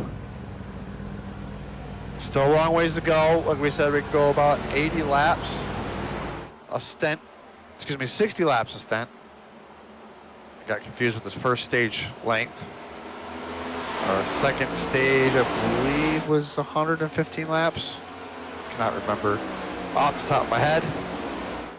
These drivers are logging these laps. Well, we had pretty much the whole field but 5 come down and get tires and fuel. So we know 5 cars have to pit sooner than everybody else, at least 15 laps sooner. So we'll see those 5 cars come down, so that will let us know that the pay window is open for pit stops after that. See how it plays out. Benefiel, looking through previous messages here, this race originally scheduled for next week. It got moved up a week to fit the iRacing official schedule and the Rolex NASCAR schedule a little bit closer. Benefiel said he could not make it. It was the November 2nd date. They moved the race up, and Benefiel was still unable to make it. Not sure the reason why. So you're a 2021 champion. Will not be able to get another championship here tonight of the 100% Cup Series, a previous iteration of the full-length Cup Challenge. FLCC here, a reboot of the popular 100% Cup Series that ran from 2020 to 2023. They mirror pretty much everything that series had to offer of the full-length Cup races. Mentioned this season here of the FLCC, technically the first season of the FLCC. A bit of a trial run, only 8 races. Next season, 2025, though, will be a full 36 race schedule, $1,000 plus purse for both a driver championship and a team championship, in-season tournament, and then another couple in-season points from the, they're doing like a best finisher at the speedways and then crown jewel prize events, stuff like that. So thousands of dollars in prize money coming out in next season. They will be Saturday night on Maconi Entertainment, and then they're also doing an Xfinity Series League on Friday night. A little bit of cash for those guys and whatnot. So a lot in the working here for the Golden Cup Challenge. One thing we got to say is thank you to the league admins for putting all the work into making this reboot happen. These first 8 races for the trial run, and like you said, next season, all 36 events. There's a lot to undertake, but the great team can make great things happen. As we look here live now, the 68 of Bryson Hixenbaugh getting pressure there from the number 3 of Jonathan Delaney. These 2 drivers were running up towards the front. Jonathan was our pole sitter. And now that we are 113 laps in, different strategies playing out from a stage break to a natural caution. These drivers running nose to tail right now. Everybody pretty much along the bottom. Not used to that here at Homestead, but it seems to be the way to go. There's still a long way to go indeed. Clayton Hoffman's in the main to beat the second stage. Even on the old rubber, he's hanging on. Looking back at the reason we had that caution, why we have older rubber. Cody Porter there in the 04. still back there in 16th, but Clayton Hoffman, old tires, no problem for him. Matt DeCiani as well on the older rubber. Paul Hill and Nolan Hodgson, they're 3rd and 4th. They do have that fresher rubber, about 10 lap fresher rubber. Hodgson actually had the quickest lap of the race, took it from Gitter there. So no bonus points for the championship, I believe, will be taken away or added to that. Unless we're getting little extra gimmicks for that other than a bragging right. But if you can go out there in a championship race and say, hey, I had the fastest lap, you know, ha-ha. I mean, it's a pretty decent bragging right there to have. You're right. Nothing beats being the hot lap hero during the race. It really, like you said, it can have the bragging rights, and it can be a confidence booster going into next season, especially depending on where you finish, because these drivers are really good up here towards the front, putting down some really good laps. Different variety throughout the field, different racing skills throughout the field. Right now, the field is spread out pretty much half the track right now from first to the last car running in the field. Let's see how this plays out here with the last laps remaining. A long ways to go, still pit stops, still a stage break, maybe even some cautions, but up front, you got the number 92 of Clayton Hoffman, one of our championship contenders, leading the way with Matt DeCiani running in second, just under a second behind him. First 3 drivers all under 1 second. Paul Hill was leading the way before that caution came out and took those tires. So as you can see right here, those 15-lap fresher tires making the move to the front seem to be pretty easy when it gets into that dirty air. Okay, and quick update on the weather. Track has cooled down a little bit compared to where we started. Remember, we started at 9900 degrees Fahrenheit, and it is down to about 95, 96 degrees Fahrenheit. The track is getting a little bit cooler, only about 4 or 5 degrees, but we're sitting here, you know, going into a corner 160, 170 miles an hour plus. You definitely put a lot of wear and tear and a lot of heat on your tires. So at 5 degrees, definitely gonna make a pretty big difference here. As pit stop time, Cody Porter coming on down from the 26th spot, trying to pick up some spots here for the end of the second stage. So first one down, see if he brings anyone else with him. Cody Porter, I believe, also was the caution that made everybody pit last time. So maybe, like you said, trying to do something strategy-wise to maybe jump a few positions. See if he can make it to the end of this stage. See how much longer he sits on pit road, see if he can take that advantage. Is up front though. Nolan Hodgson right here, making his charge to the front. All over the back bumper of the Matt DeCiani machine in the number 4. And no one else elected to come down pit lane yet, so we saw Hickenball was able to kind of leapfrog a couple spots coming in way early last time. This is about 6 laps earlier for Porter than Hickenball came down last time, so he was able to go and pick up a couple spots and, you know, restart that final stage inside the top 10, and I think it works. We had a bit of smoke from a driver a second ago. Johnny Avila got a little loosey-goosey through 1 and 2, about spun out. Able to keep it going straight, but he's definitely struggling with some rear grip in that 63 machine. Not the night he's won the guy speeding pony in stage 1. Able to get the wave around, running all the way back there in 20th. So currently trying to work his way around Corey Cook, but Clayton Hoffman being chased down by that man right there, the 6th, Paul Hill. As we were speaking about Cody Porter, it does not look like it's going to be a strategy call, as he's now gone multiple laps down, still sitting on pit road. Not sure if he's trying to fix some damage or if he just might have something going on. Hot dog, who knows? I mean, yeah, exactly. Yeah, might be hungry finally. I was just thinking about how much I could really use some McDonald's fries. Just the grease sounds really good right now. Not sure why, but as you can see now, the pressure is on behind the Matt DeCiani machine, as he is now fallen back to the 4th position, I believe, and now getting pressured by Andrew Dyson for 5th. A lot of people yet to come down. Cody Porter not trying to do a different strategy, call, just coming down for a different reason. What that reason is, we do not know.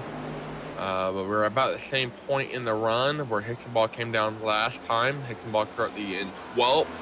Yet to pit, no one really has, so they can pit here and be comfortably good until the end, see if anyone tries it. I mean, if you're back here in 15th, if you're Stephen Williams, Jeff Chandler, Jordan Pearson, Chad Sandner, Tanner Marty, Bobby Anderson, John McGill, Corey Cook, John Ross, or Mayberry, Cloblin, Tim Phillips, Kirk Mills, on the lead lap, and you're not running inside the top 12, 13, you're not ready to touch that lead pack, and you need to make up 10 seconds, you can hit now and make up a lot of time, and if it goes green, you, in theory, should come out at the end of the stage ahead of where you are currently running. In theory. In theory. And as speaking of currently running, we'll try and go through a little bit of the field here real quick.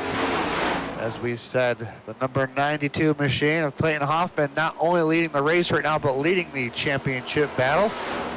The second spot, we've got Paul Hill, who just made the pit stop, so he's got some fresher tires. We might see him in the lead here shortly.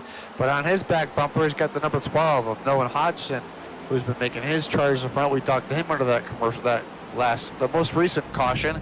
And the fourth spot, we've got the 00 of Andrew Dyson. But as we were talking, Matt DeCiani now makes the pit road call, and we'll see how this plays out for him. Let's see how many tires he takes. It'll be an interesting call, about 40 laps until the stage. If it works out. See the sole car on pit lane. See if we can get a close-up real quick on number 80 machine 2 of Kirk Mills. We are very close to the month of October. We're in the month of October. We're very close to the spooky season of Halloween, a week away, and Kirk Mills is in full spirit here tonight with this very spooky, very Halloween-themed number 80 next-gen machine.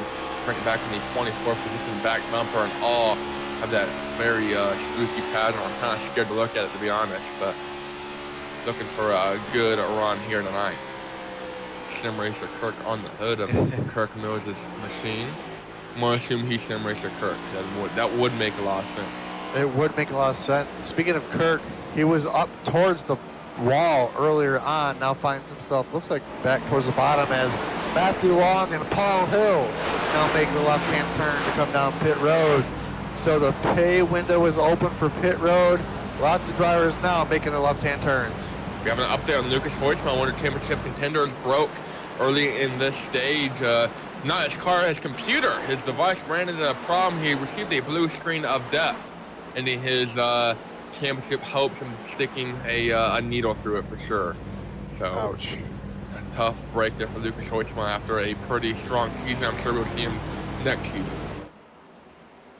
Makes sense why Lucas did not come back into the race, because unfortunately his computer was not going to allow him, as the number 15 of Ralph Hutchinson is now on pit road, getting his service taken care of.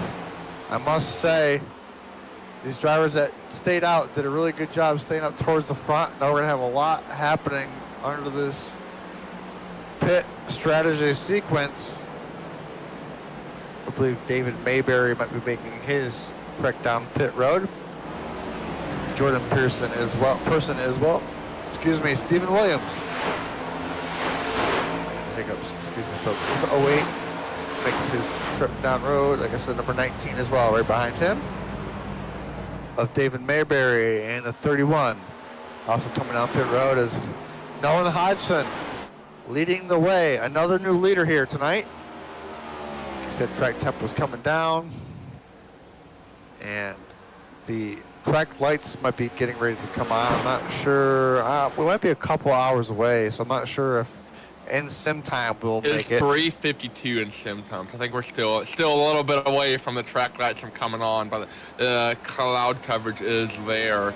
I want to focus real quick again on the number 80 of Kirk Mills. I don't know if he has a helmet camera on board tonight. We mentioned You know, we had that caution about lap 90, 70 laps or so from the stage. Kirk Mills is shutting the car off and coasting on corner entry. He came down right before we took the green flag. I think he's trying to go to the end of the stage here and not stop. I'm just going to be quiet as he gets ready to enter turn 1 at the end of the straightaway and just listen to him shut the car off. I think he's trying to make a fuel run go 65 plus laps here. Listen.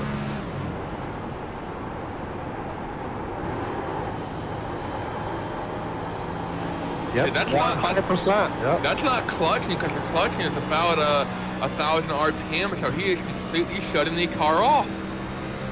Interesting, very interesting strategy call for Sim Racer Kirk.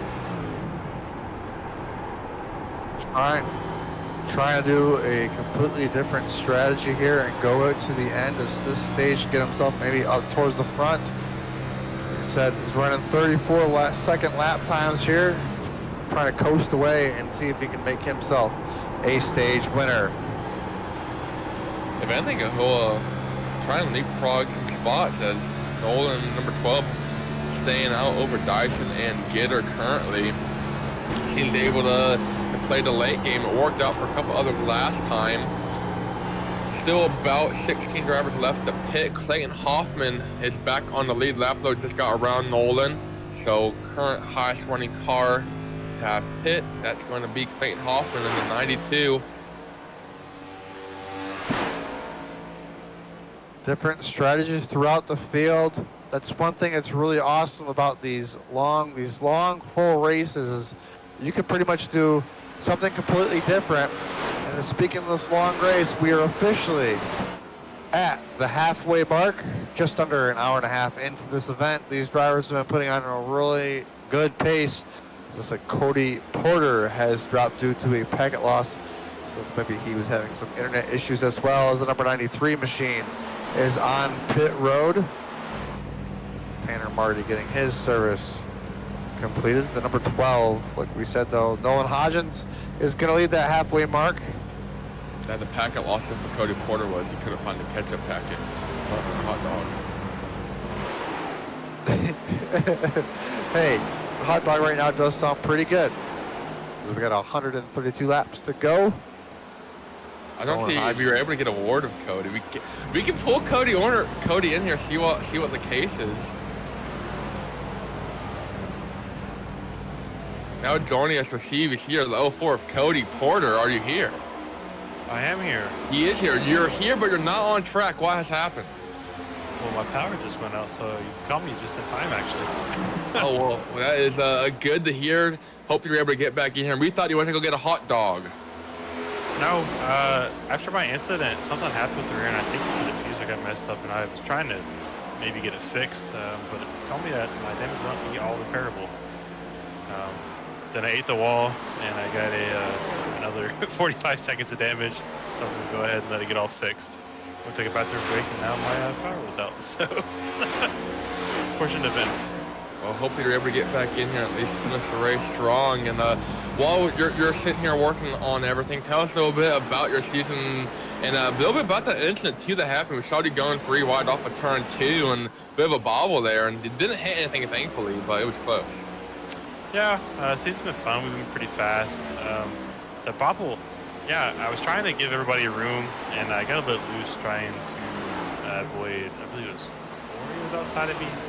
I was trying to avoid him, and when I got loose, I think I maybe got into Patrick a little bit, and then I tried to save it, and then, of course, the next gens, you get a little bit loose and try to save it on the straightaways. It's just unbearable, but fortunately I didn't hit nobody, didn't hit Eat's inside wall, just got a little bit of diffuser damage. I was hoping it'd be okay, but, well, it is what it is. But we'll come back next year and be stronger, because I think my race is unfortunately over today. Well, love to hear it, and I'm sure we'll be talking a little bit next year, and best of luck to getting back in here. Yeah, thank you. There's Cody Porter, who we've seen a lot tonight. Appreciate Cody giving us a few seconds of his time, or at least a minute of his time here, as it looks like his night may be coming to an end due to real-life situations. Unfortunately, being on the internet and on a server, if you don't have power, you really can't race. So like your car, like you said, just caught him just in time. Appreciate his time here on Maconi Entertainment. The stage is wrapping up here. Lots of different strategies. 128 laps to go in this whole race. See how it plays out though for Nolan Hodgson, doing a different strategy. Playing the long run game, currently well into this run. So about 45, 50-ish laps into this run. So expect a pit stop within 10 laps or so. Gonna be about 15 laps shy of making it. If I had to guess as hard as he is running. A couple guys also yet to pit. Andrew Dyson there behind him, Gator, Delaney, Higginball, Madera, Anderson, and a couple others. Highest running ever drivers that have pit. They should cycle to the lead. Clayton Hoffman in the 92, currently all the way back at 14th. So Hoffman trying to work his way up on a much fresher rubber, currently about a second faster than Hodgson. So putting down some Stanley steamers of lap times. Actually took the quickest lap of the race from Nolan. Drivers out there switching out. Who is going to be the hot lap hero? As we look throughout the rest of the field, there at Kirk Mills, 13th on his different strategy. Clayton Hoffman, though, he's probably running full throttle, so he will probably pass the car that's running 13th. Paul Hill also pit. Matt DeCiani there at 16th, also pit. Ralph Hutchinson pitted. Matthew Long. All these drivers back here have pitted, doing different strategies to make their way back to the front before the end of this stage. A lot going on. That's one thing that's really great about these long races, is just everybody can do something different. Hopefully it works out in their favor. The man trying to interrupt you. The man trying to do the most different strategy of them all. Kirk Mill is there with the shutoff and coast. He's still on that strategy. The only driver from what I've seen on that strategy. So I will have to kind of work my way up through the field and see if anyone else is doing it. Johnny Avila as well joining him on that strategy. But Kirk Mills and Avila, from what I can tell, the only drivers on that shut off and coast strategy. I don't think it will be good enough to get the job done, but if they're able to go out and pick up a handful of spots, that's actually Hoffman just got around Kirk Mills. So if this goes green and Mills can stay out, he'll finish onto the lap and should be in theory the top 10. So he'll at least pick up 10 spots. I'd call that a win. He's not gonna win the stage, but if he can pick up 10 spots from the strategy. Yep, and one thing about any strategy, as long as the strategy is positive, it worked out. And that's one thing I always like to do. As long as I can do a strategy and I can have a couple positive spots, I'll take that as a win. And 10 spots is almost like a championship win, especially as it's kind of been hard for some of these drivers towards the middle of the pack to make some of those passes, because there's just so many cars running different lanes. You really can't get into a groove to run your own lane. You got to try to peek out and keep the clean arrows on your car. As we look here, the number 18 of Bobby Anderson still out on the track. I believe he has yet to pit, so he's probably saving some fuel potentially to try to flip this stage. A couple guys might be playing the long game, hoping for a caution. As you mentioned, Hodgson is pushing 50+ laps on this run, so expect him in. Here he is, just gave the call, hand out the window. So number 12 of Nolan in, this time from the lead. See if anyone follows him. 52 laps is the distance, 165 of the stage, so 18 laps shy of the stage. I don't know how Kirk Mill and Avila are going to get the job done, but we will see. They might just be playing for the long game, hoping to get a caution, pick up spots that way. Nolan Hodgson with an excellent pit road entry. Great speed right to the line. Looks like no black flags. Can top off on fuel right there, pull out a pit road. We'll see how this strategy plays out for the driver that's been leading the last few laps. Number 12, Nolan Hodgson. We'll see if that brings anybody else to pit road this time. Yeah, it's just going to give Andrew Dyson and Patrick Gitter the lead. So Gitter's going to take a championship favorite. Don't be fooled, though. still has to pit along with a handful of other drivers inside the top 10. The current leader after they all cycle out will be Clayton Hoffman all the way back there in 8th. Really no pressure behind him. Next car out would be Paul Hill, a couple seconds behind him. See where they cycle through. Kirk Mills is going to come out. I'm not sorry. Nolan Hodgson's going to come out about 15 seconds behind Clayton Hoffman. So 15-second loss over the course of the run there for Nolan over Clayton Hoffman. It's kind of the price you pay when somebody has fresher tires than you. Yes, you're taking your tires and making them last longer, but unfortunately sometimes it will make it flip the distance between you and the other driver. As we look at our championship 6 there, Hoffman, Gitter, Dasani, and Long are the drivers still in the championship hunt there. Gitter right now the championship leader. Like you said, he's still got a pit. We've still got one more stage break to go, and then we got the charge to the checkered flag here at Maconi Entertainment. 15 left until the stage flag is flying. See what strategies work. I think Avila just said he might be pitting. I'm not sure. I heard him mic up to talk about pitting. He put his hand out the window. He's currently in 1 and 2. 0, yes, down pit road. 0 now, coming down pit lane. So they're about pushing their limit for a tank. They've been pushing the gas pedal a whole lot this run. About 55 plus laps, maybe more, since that caution came out. Almost 70 laps of fuel. Pretty impressive.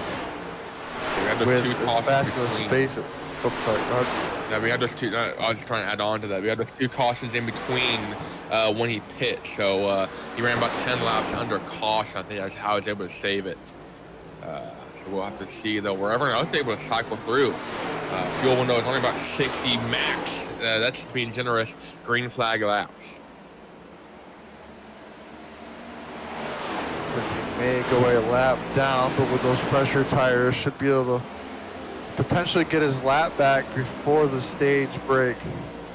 As we look at our leader, the number 21 of Gitter, now finds himself back in the championship lead and the lead of the race. Is the number 3 machine right there, the Coke machine on his back bumper. That is the battle for first place right now between the 21 and the 3. Bryson Hixenbaugh, though, the 68 is about 4 seconds back of this battle. About 10 laps to go in the stage. To be the stage out. Kirk Mill is still staying out. So these are going to be the ones to watch as far as the fuel mileage race goes. And they might be setting a precedent for that 3rd stage. If we get a caution, with 70 laps to go in the final stage, is it worth it trying to cut off the coast and maybe win a championship that way? Definitely trying to set precedent here. Kirk Mills and Avila are. As the first 2 cars on the track right now are the first 2 cars that started the race, 1 and 2, between the number 3 and the number 21 machines. It's crazy to think that we are now this far into the race, and the 2 drivers that are on that are running 1 and 2 started 1 and 2, with all these different strategies going on here with 113 laps to go. Let's see if Delaney can hold off the rest of the field. Like I said, we got a stage break coming up, different pit strategies all throughout the field. Who's going to make the right call is going to be the question, with this race getting so close to coming to an end. Really setting a good pace. We're an hour and 37 minutes into this, almost on to the final 100 laps. This is going to be a great finish at the end because the pay window will be open after this stage. I believe these drivers are going to be putting on one heck of a show, like they already are. This has been some really great racing. A lot of green flag runs, a lot of green flag racing, as we've only had 1 caution for a incident on the track. The rest of it, the other caution was just for a stage break. So far, it looks like our next caution will be for a stage break as Jonathan Delaney in the number 3 Coke machine tries to get a stage win. You know, one thing I like about this strategy from Kirk Mills and Avila is because they're shutting the car off, it's putting less strain on the tires. So they're actually able to carry more speed into the run. And they're a little bit faster, even though they're not on the gas much, in the longevity of the run, because they're able to pick up more speed in the late stages of the run. So they're actually fairly quick compared to people that are on the same lap as their tires. They're actually sometimes a full half-second quicker a lap, even though they're still shutting the car off and coasting. So Mills has about 7 laps to go towards pulling off the upset with the fuel strategy. I mean, we're talking 70 green flag laps on a tank, and it is going to be insane. He's having to shut the car off a little bit longer. Number 10, Robert Miller, going around him there. But Kirk Mills is trying to maybe set a precedent for his 3rd stage. Now is a good time to test it out. If you can go 70 laps here, you might be able to do it next time, and you might be having yourself in the lead with that type of strategy. As we are coming to, I believe, 7 laps to go in this stage, when the number 3 machine takes it under the flagger stand next time. This stage wrapping up very quickly, even with that yellow towards the beginning. Right now you can see Clayton Hoffman running in 3rd. He's trying to get to the Patrick Gitter machine, because that is the battle for the championship. Remember, Gitter had that incident in stage 1, internet issue for him, had to start all the way back at the stage, all the way back in 23rd, 24th. Spent a lot of time on pit road getting the front end fixed. He has it fixed, he has the speed. And Gitter as well is pushing 60 plus laps on this run. So I don't know if he still has to pit. Clayton has pit and has a lot fresher tires. So Gitter maybe stretching the fuel window. I'm not really sure what the case is here. That last pit, 67 laps to go, and it's been for the most part 67 green flag laps. I mean, a couple pace laps after coming out of pit lane there, but it's been a long fuel run here for that 21 machine. Now, I don't know if he's going to be pushing it on fuel here in the next couple laps. He might have to pit before the stage is over, but he's shutting the car off through corners. One thing he does not want to happen right here, though, is either run out of fuel on the backstretch or run out of fuel when pit road is closed. Yep. Because that'll lead to a penalty, I believe. So you don't want to add insult to injury when you're playing with fire like this. Sometimes you got to try something to put yourself in a good position to win. Right now, the number 3 machine is finding himself in the front to win this stage. Gitter on a different fuel strategy. Hoffman will probably take over that number 2 position coming to the end of this stage. Jonathan, go ahead. It's all good. I mentioned Jonathan Delaney currently leading the stage. 2 laps to go. He pit on the same lap as Gitter, so his fuel picture isn't perfect. Mentioned also, he's a champion of the previous iteration of this league, the 100% Cup Series. He won the 2022 and 2023 championship. Not in championship contention here tonight, but definitely take it to the house. And this guy started on the pole, and I believe he's led probably more laps than any driver after the 2nd stage run here. White flag in the air for stage number 2 for Jonathan Delaney in the 3 machine. TV has enough gas. Do all these drivers that are on a different strategy have enough fuel? But the number 3 machine right now out front, 2 seconds out front, no pressure from out back. The only battle for position, I believe, is going to be between Gitter and Hoffman coming to the checkered. Does Delaney have enough fuel? Does Gitter have enough fuel? Coming out of turn 4, Jonathan Delaney is going to win stage number 2. Now, does he have enough fuel to make it back? The pit lane is a big question.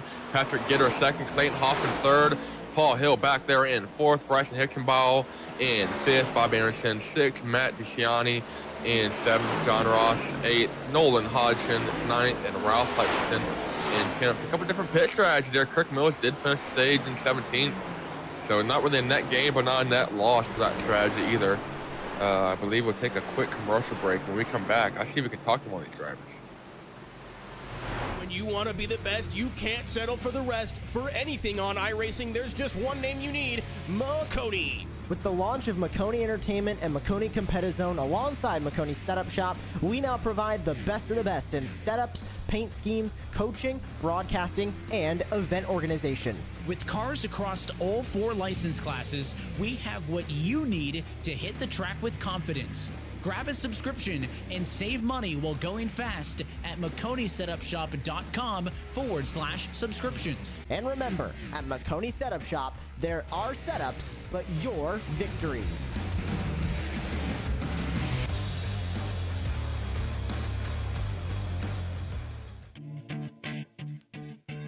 Look, if you had one shot, one opportunity to seize everything you ever wanted in one moment, would you capture it? Or just let it slip?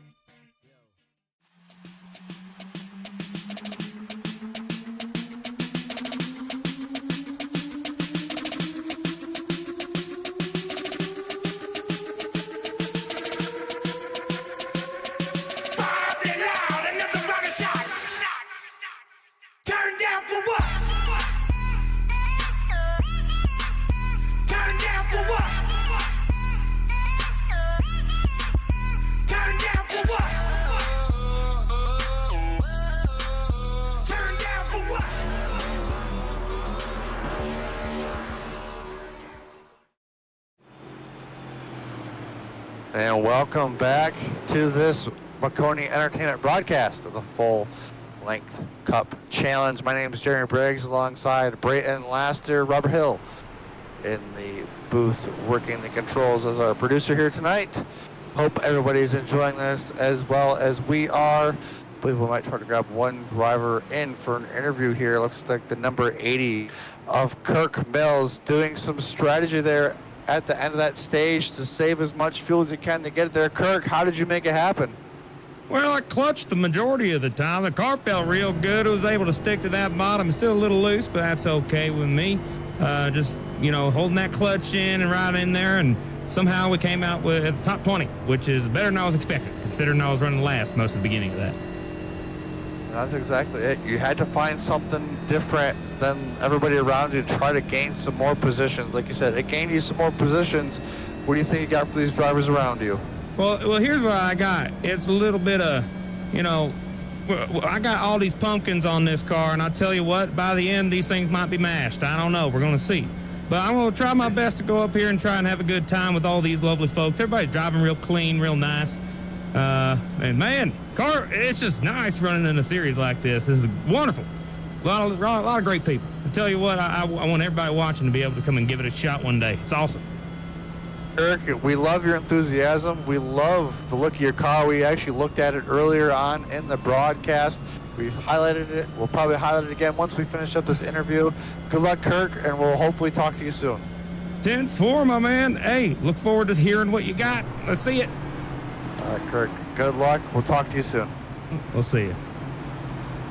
I love that guy.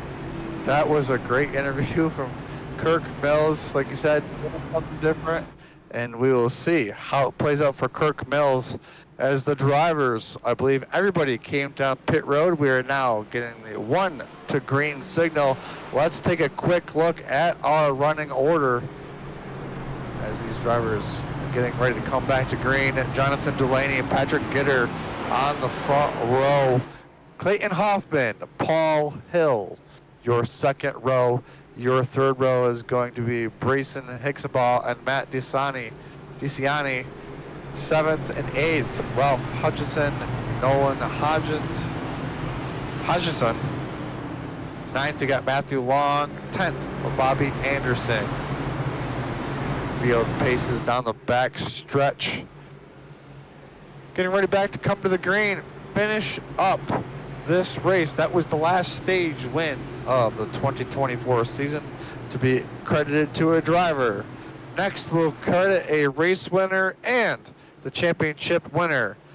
As you can see, the track temperature now down to 9 degrees, down 9 degrees from when we started. Hopefully these drivers were able to make adjustments for the change in temperature. Pace car makes a left-hand turn off the track. Delaney, get her your front row in the restart zone. We are back underway. Delaney with a great restart, pulls away with no cars next to him, but Getter getting heavy pressure from the Hoffman machine. Those are your two drivers battling for a championship. As Matt Dasani in the number 4 car, just a couple of positions back, and Matthew Long just the edge of top 10. Puts our 4 championship drivers still in the top 10, but right now the race being led by Jonathan Delaney. They're side by side there for position number 2. Really close there for 3 and 4 as we got Kirk Mills once again wrapping the top, trying to make it work. That Kirk Mills is almost 4 wide going down the back straightaway, trying to pick up some spots here in the pump machine. You heard him a couple minutes ago trying to smash some pumpkins. Got to do what he got to do here to get to the front. And your Dyson gets loose up in the highland, able to recover, able to get it going again. He's ripping the boards and about to rip the nose off the thing. He's going to fall back, lose a couple spots, but nice little recovery there from Andrew Dyson at 0-0. Drivers' tires are probably still just a little bit cold. Might be pushing it a little bit too hard right now.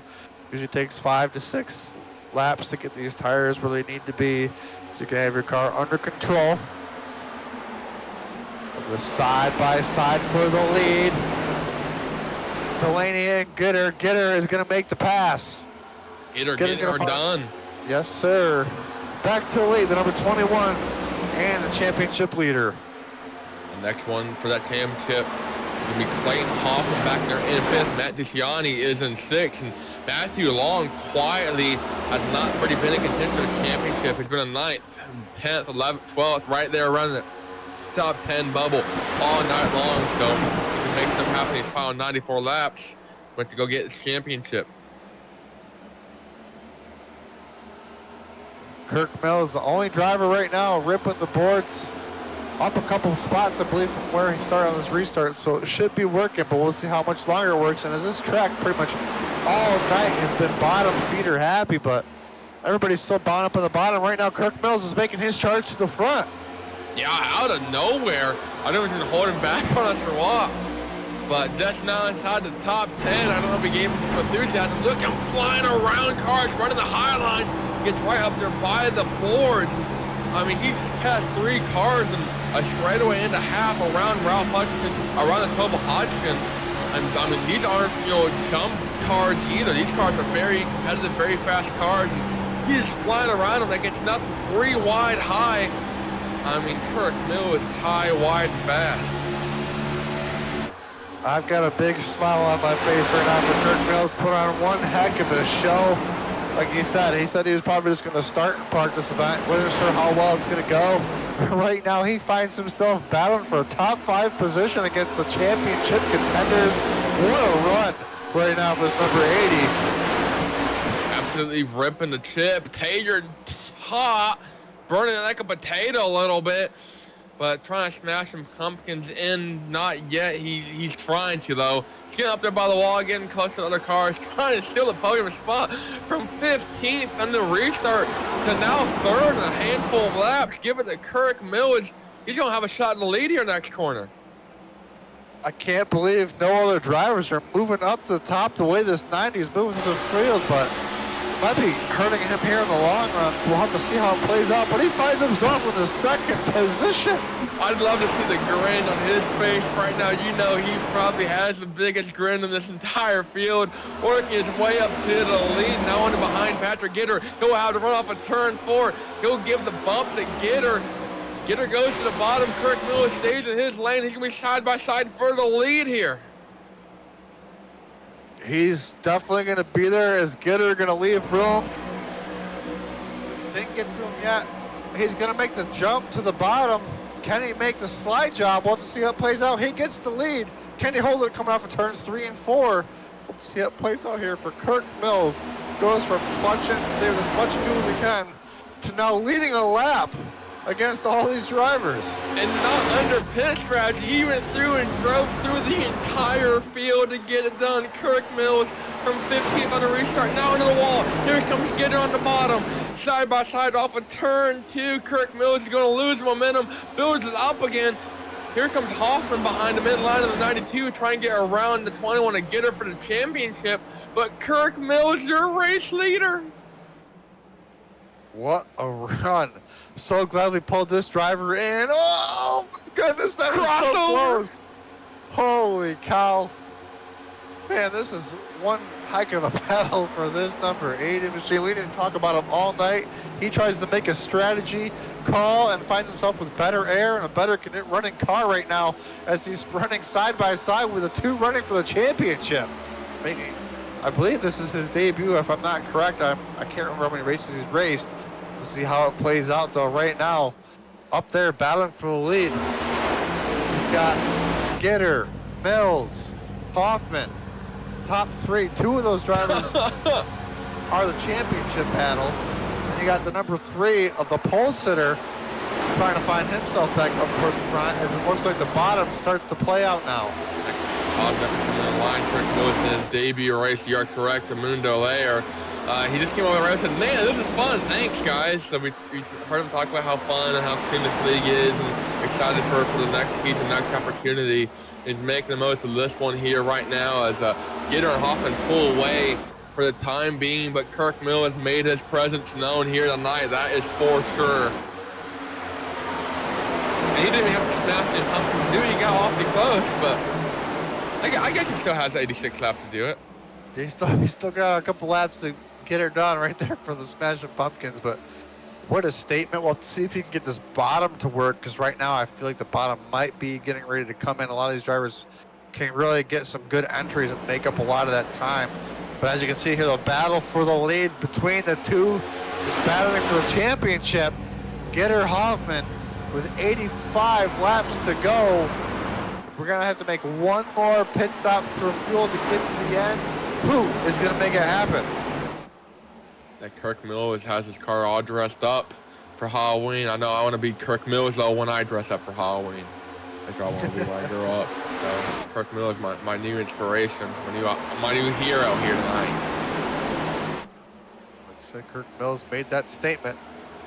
Let him know that he could make that top work. Honestly, doing pretty good right now, holding off everybody behind him, running 3rd. I don't know if he made some adjustments or if just the top might be finally coming in with the track, getting some shade there on the top of 2. I think talking to us is the motivation we needed. He knew we were paying attention. I think that's what it was, and he wanted to make sure we were paying attention for the right reasons. So he didn't smash any pumpkins and made a charge from mid-pack to the top 5. We'll see how this plays out here. Final 83 laps.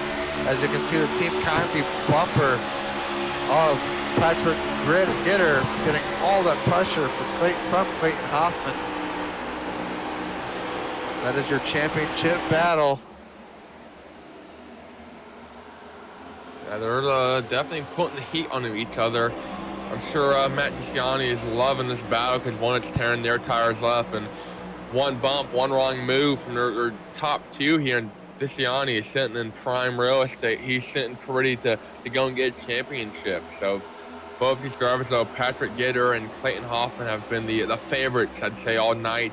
Hoffman's been the favorite all season. So try and make the match happen. Kirk just got up on the radio, said he has an extra pair. I don't know if he's referring to socks or underwear, maybe something different, but he's making something happen. Making it happen. Also making it happen is a Gitter machine. He's up front where he wants to be. 81 laps to go this time. Ooh, slide the line to 12 of Hodgson. Gonna push him. I thought they were about to get a little too frisky there. And we were definitely going to see some smashed pumpkins. It was definitely a close call.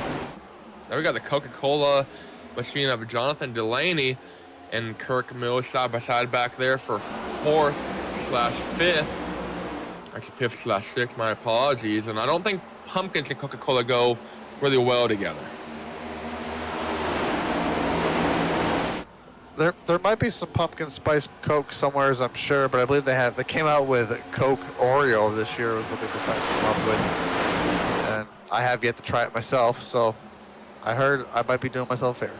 As the Mills machine, unfortunately, looks like he is backing up now, using up those tires earlier on top line, just losing a little bit of time on the entries of the turns. The bottom line seems to be the favorite here tonight. I think he's just having fun ripping the board. I mean, I think he knows the bottom is faster, but it's a lot more fun when it can go up there by the wall and just gas it up and she'll stick. That progressive banking can make you feel like Superman up there. Bit of an air bubble too when you get by the wall. I've yet to race her in real life. I've raced at tracks like this, but when you're able to get right up there by the wall, there's a bit of an air bubble between the right rear of the car and the wall, and basically it just packs a ton of air on the right side exposure and gives you a ton of extra downforce. Math and science and physics, and that's what you stay in school, kids. Exactly, and that's one thing I learned growing up was, using that air bubble. Like you said, I don't race in real life. I do just a lot of iRacing, so it's one thing I've learned is if you can get it close enough to that wall without going over the edge, you can be fast. But if you're away from the wall too much, you're just running slower because you don't have that side force and the grip that you need that these cars really are dependent on, especially when you're behind somebody. So it's really impressive that this number 92 machine can stay up behind that 21's bumper like that. For sure. Him 3 wide behind these guys. Gitter is hanging on to the lead, but they're 3 wide back here. Kirk Mill is a 15 on Ralph Hutchison. Robert Miller, they're going to be 4 wide through turn 1 and 2 back here. Number 10, the Miller is able to pull away. He's going to bobble up. 3, 4, 5 wide, almost bobble. They're going to rack the 20 around. The Madeiros able to keep it going straight in the field, doing a great job of getting around him. He's slow rolling, gets it back going again. They're still wrecking, huge wrecking in turn 3 and 4. 5, 6 other drivers involved. And we have a parking lot here that started going into turn 1 and ended going into turn 3. What a series of events. The pay window's open. These drivers were starting to get aggressive to get those positions. As we take a look at our Maconi Entertainment replay, we had pretty much feels like 2 separate incidences that kind of transpire. We had these cars back here running 3 to 4 to 5 wide. Let's see who made contact where, see what transpired, but it happened when they came to the back stretch. Car was saving it for a long time. Looks like the inside car got just a piece of somebody, and they just tried to save it all the way down the backstretch. And then he came down here and turns 3 and 4. See it. We might have went a little lap there too soon. There we go. Now here's where it goes wrong. To see him staggered 4 for a second. Now they get staggered 4, staggered 5. Kirk Mills, Robert Mills at 10. Robert Madeiros and a couple others go spinning. And the problem isn't here. Everyone does a great job at getting it around here. Team 4 wide to 00 as well of Andrew Dyson. Playing all playing ping pong to one another. Madeiros does a great job. Now the 68 is one to watch. They're going to start checking up big time going into turn 3. And the 68 of Bryson Hickson ball doesn't realize they're 4 wide, trying to get back up the track after getting sent down the track. And no idea that the 61 is out there. That is Corey Cook. And at that point, they collected 10 of Robert Miller, Bobby Anderson, a hard hit for him, and a couple others as well. Johnny Avila, a hard hit. Same with Jeff Chandler. Stephen Williams did a great job of getting on by. So I don't think any of your championship contenders were involved in that one. Thankfully, they were awfully close. So Matthew Long about had his hopes eliminated. And look at that lap number in the top left, 75 laps to go. So if you thought they were going to be short last time, they're definitely going to be short this time. Most of the field did come down and hit there. A couple drivers, though, coming in to top off on fuel. We might see a 73-lap run. We'll have to see. Like you said, 70 laps. A couple of these drivers made it work last time. We'll have to see how that plans out. As we are under caution here, we'll take a quick commercial break and come back for the final 70 laps. Racing isn't easy, but experiencing it is. iRacing puts you in the driver's seat with the industry's leading sim racing game. Drive on laser scan replicas of the greatest racing circuits from around the world.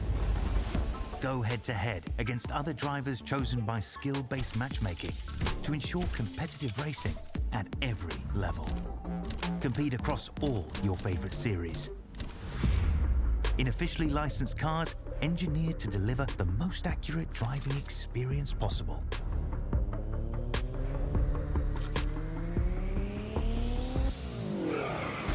Join a race or host your own with players from across the globe. Race against the computer or in a league with friends. Feel the thrill behind the wheel. Visit iRacing.com.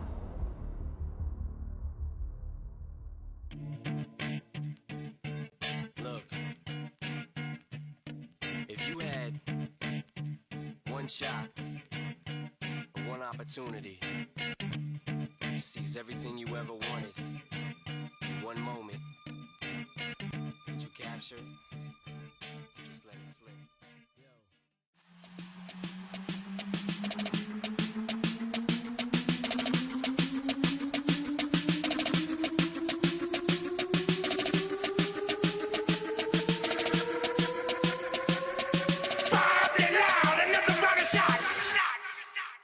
Turn down for what? Turn down for what? Turn down for what? Turn down for what?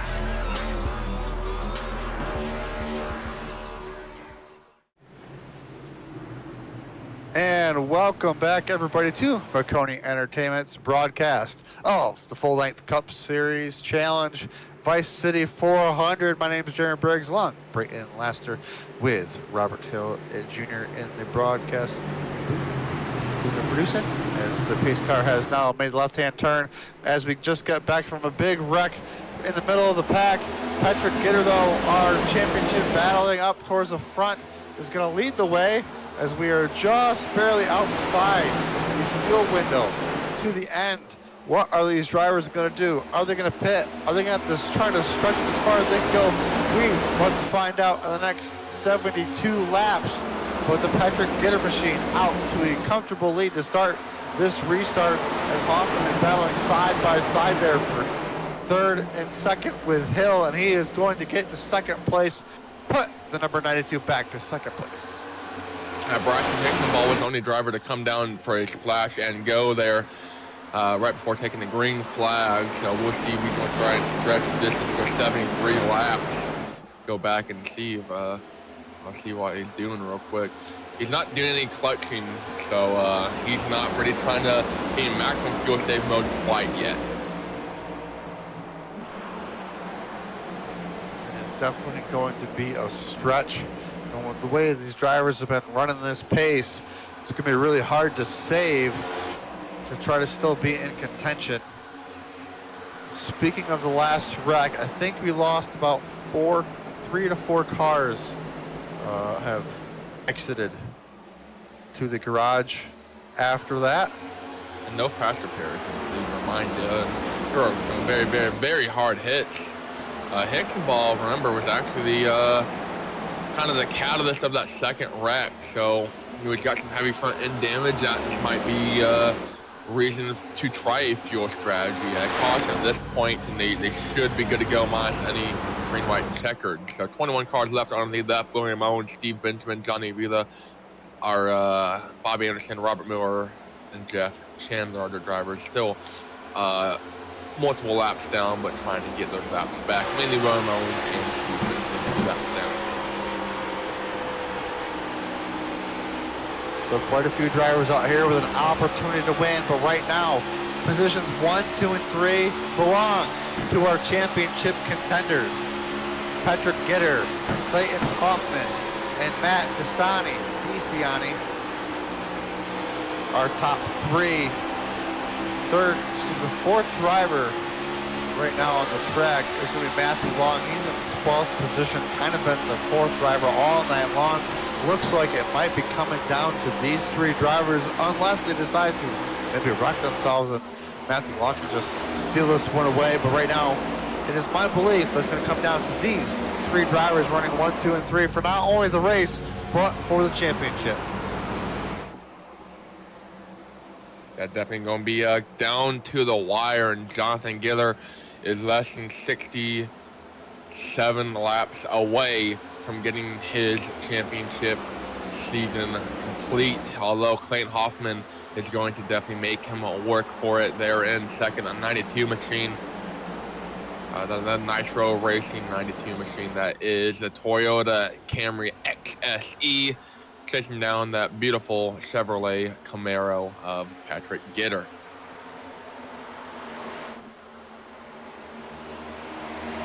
This has been a great battle up front between these two drivers. These drivers would probably almost maybe get into that fatigue a little bit. It's been a long race. We're officially 2 hours into racing. Only, I believe, let's see, we have 4 cautions, 2 for stage breaks and 2 for incidents. 1 being a single car spin and 1 being a multi-car wreck. Been pretty good throughout the field though. Pretty clean racing, great to see.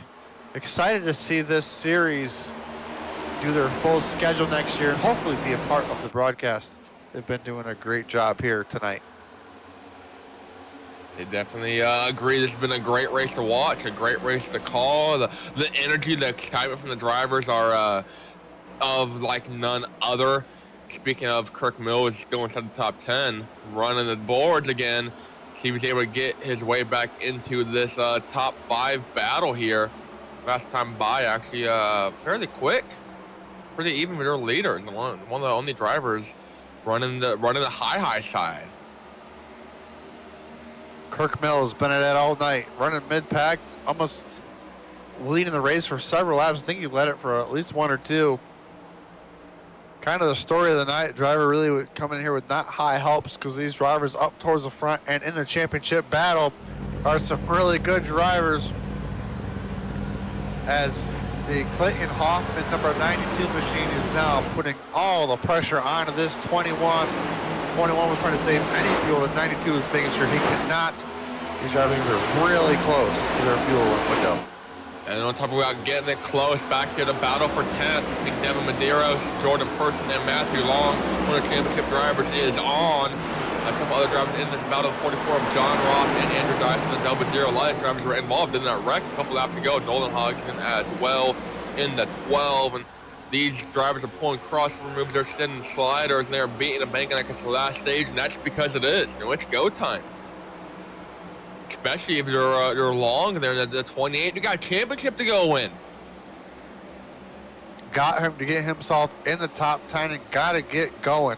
The first 3 cars right now are the cars that he has to beat. Matthew Long's kind of just hanging out here right at the edge of the top 10 all night long. Can he maybe pull some different strategy here in these last 61 laps to find himself as our leader? Or at least as somebody in front of the other 3 championship competitors that are pretty much leading the way. But he has got some close quarter racing to deal with here. Very close to the 08 on his inside of Jordan Person. Very close battling. Oh, car getting a little sideways up behind him as well. This is some great racing, like you said, for the edge of the top 10. And we haven't talked a whole lot about teammates, but looking at the team running order, Matthew Long, kind of Andrew Dyson, his teammate there at 30 South Racing. We have one driver down pit lane. I thought I saw a bit of a smoke. That's Corey Cook.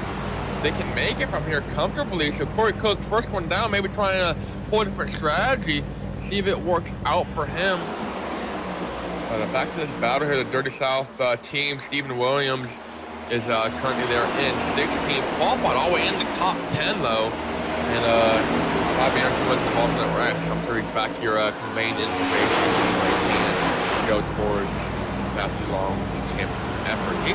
He's got some afterburners on the 28 has. He flew by his pack like they were standing still there for the past couple laps. So goes around teammate Andrew Dyson now. And he's definitely turned the go juice on. He's hit the go button. under 60 laps to go. Matthew Long making some hay here in the late going. Did he maybe save for a couple laps there? Now he's turning the wick to try to make it to the end. As the one car that we saw come down pit road to try to make some strategy happen. Let's see if maybe their fresh tires and full tank of fuel, at least more fuel than most of these drivers can make it to the end. Still got about 57.5 laps to figure that out. Looks like the Paul Hill machine now starting to creep into the picture for this battle for the lead. Number 6 on the side, number 26 on scoring. As we are now side by side for the lead, going into turn 1 and 2. Peyton Hoffman on the bottom of the 92. Patrick Gitter runs the middle lane in the 21, building the momentum through 1 and 2.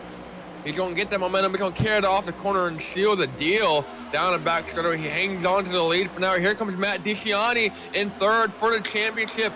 3 to championship contenders, 1, 2, and 3. And let me tell you, they're all in the same Discord as well, communicating their moves. I don't know how communicated they're being with one another, but I'm sure it is a very exciting voice chat right now to be in. There's a reason why these 3 drivers are 1, 2, and 3 and being in the championship hunt. But Paul Hill trying to spoil the party up front. Let's see if he can come up here and grab a couple more spots. Like we said, these drivers are extremely close on fuel. Let's see how it plays out with these drivers. Maybe some of these drivers towards the back will pit and take 4 tires. Make sure they have enough fuel to end so they can ride as hard as they can to the end. Ford focuses on the driver to have come down pit lane. Currently a lap down, and actually at threat, maybe even going 2 laps down. He's about half the track separated from the leader. It's not really setting the road on fire with his lap times either. I don't know if he has some damage on that 61 machine or not. The Maconi shop number 61, Corey Cook. Trying to pit strategy maybe, but it's not working out so far. It's one thing you're going to have to do here when you make an early pit stop is you want to have a clean racetrack and make sure you can drive as hard as you can for as long as you can to try to grab that advantage with the fresher tires. But if you're kind of stuck in traffic with those fresh tires, they don't really give you an advantage because that means you're running the same lap times as these cars towards the back. That's not getting an advantage on these drivers when they're running the lap times they are. Patrick Gitter leading the way. Tons of pressure from Clayton Hoffman, making multiple attempts to try to take the lead away. Matt DiCiani, though, has just been hanging out there in third, watching these 2 drivers in front of him ride side by side pretty much every time they go into 1 and 2. Maybe the damage on 21's nose there got a lot of it fixed up, but there might be some slight damage still from the internet glitch that might be keeping the 92 right there on his back bumper. But right now, we got 4 cars under a blanket battling for the lead and a championship. DiCiani able to steal the fastest lap of the race a couple laps ago. So every championship contender tonight, with except Matthew Long, I believe, has had the fastest lap at 1 point, fastest lap 32.827, 162 miles an hour, I believe. Got driver down pit lane. I believe it's Kirk Mills, and it is our very own, our booth favorite driver here. Kirk Mills is 80. Trying to do a bit of a different strategy compared to the rest of the field, and I mean, he's gonna be good on fuel. It's a little bit early, I feel like, but if it works, it works. He takes 4 tires here, making this truck off a pit road right now. The leader's flying by. He will have fresher rubber and enough fuel to make it to the end. We'll see if he can make a charge back to the front. With 50 laps to go, he needs to get 1 lap back and move those several positions. But with these drivers all being really close to the edge on fuel, we'll see if this short pitting strategy works out for Kirk Mills.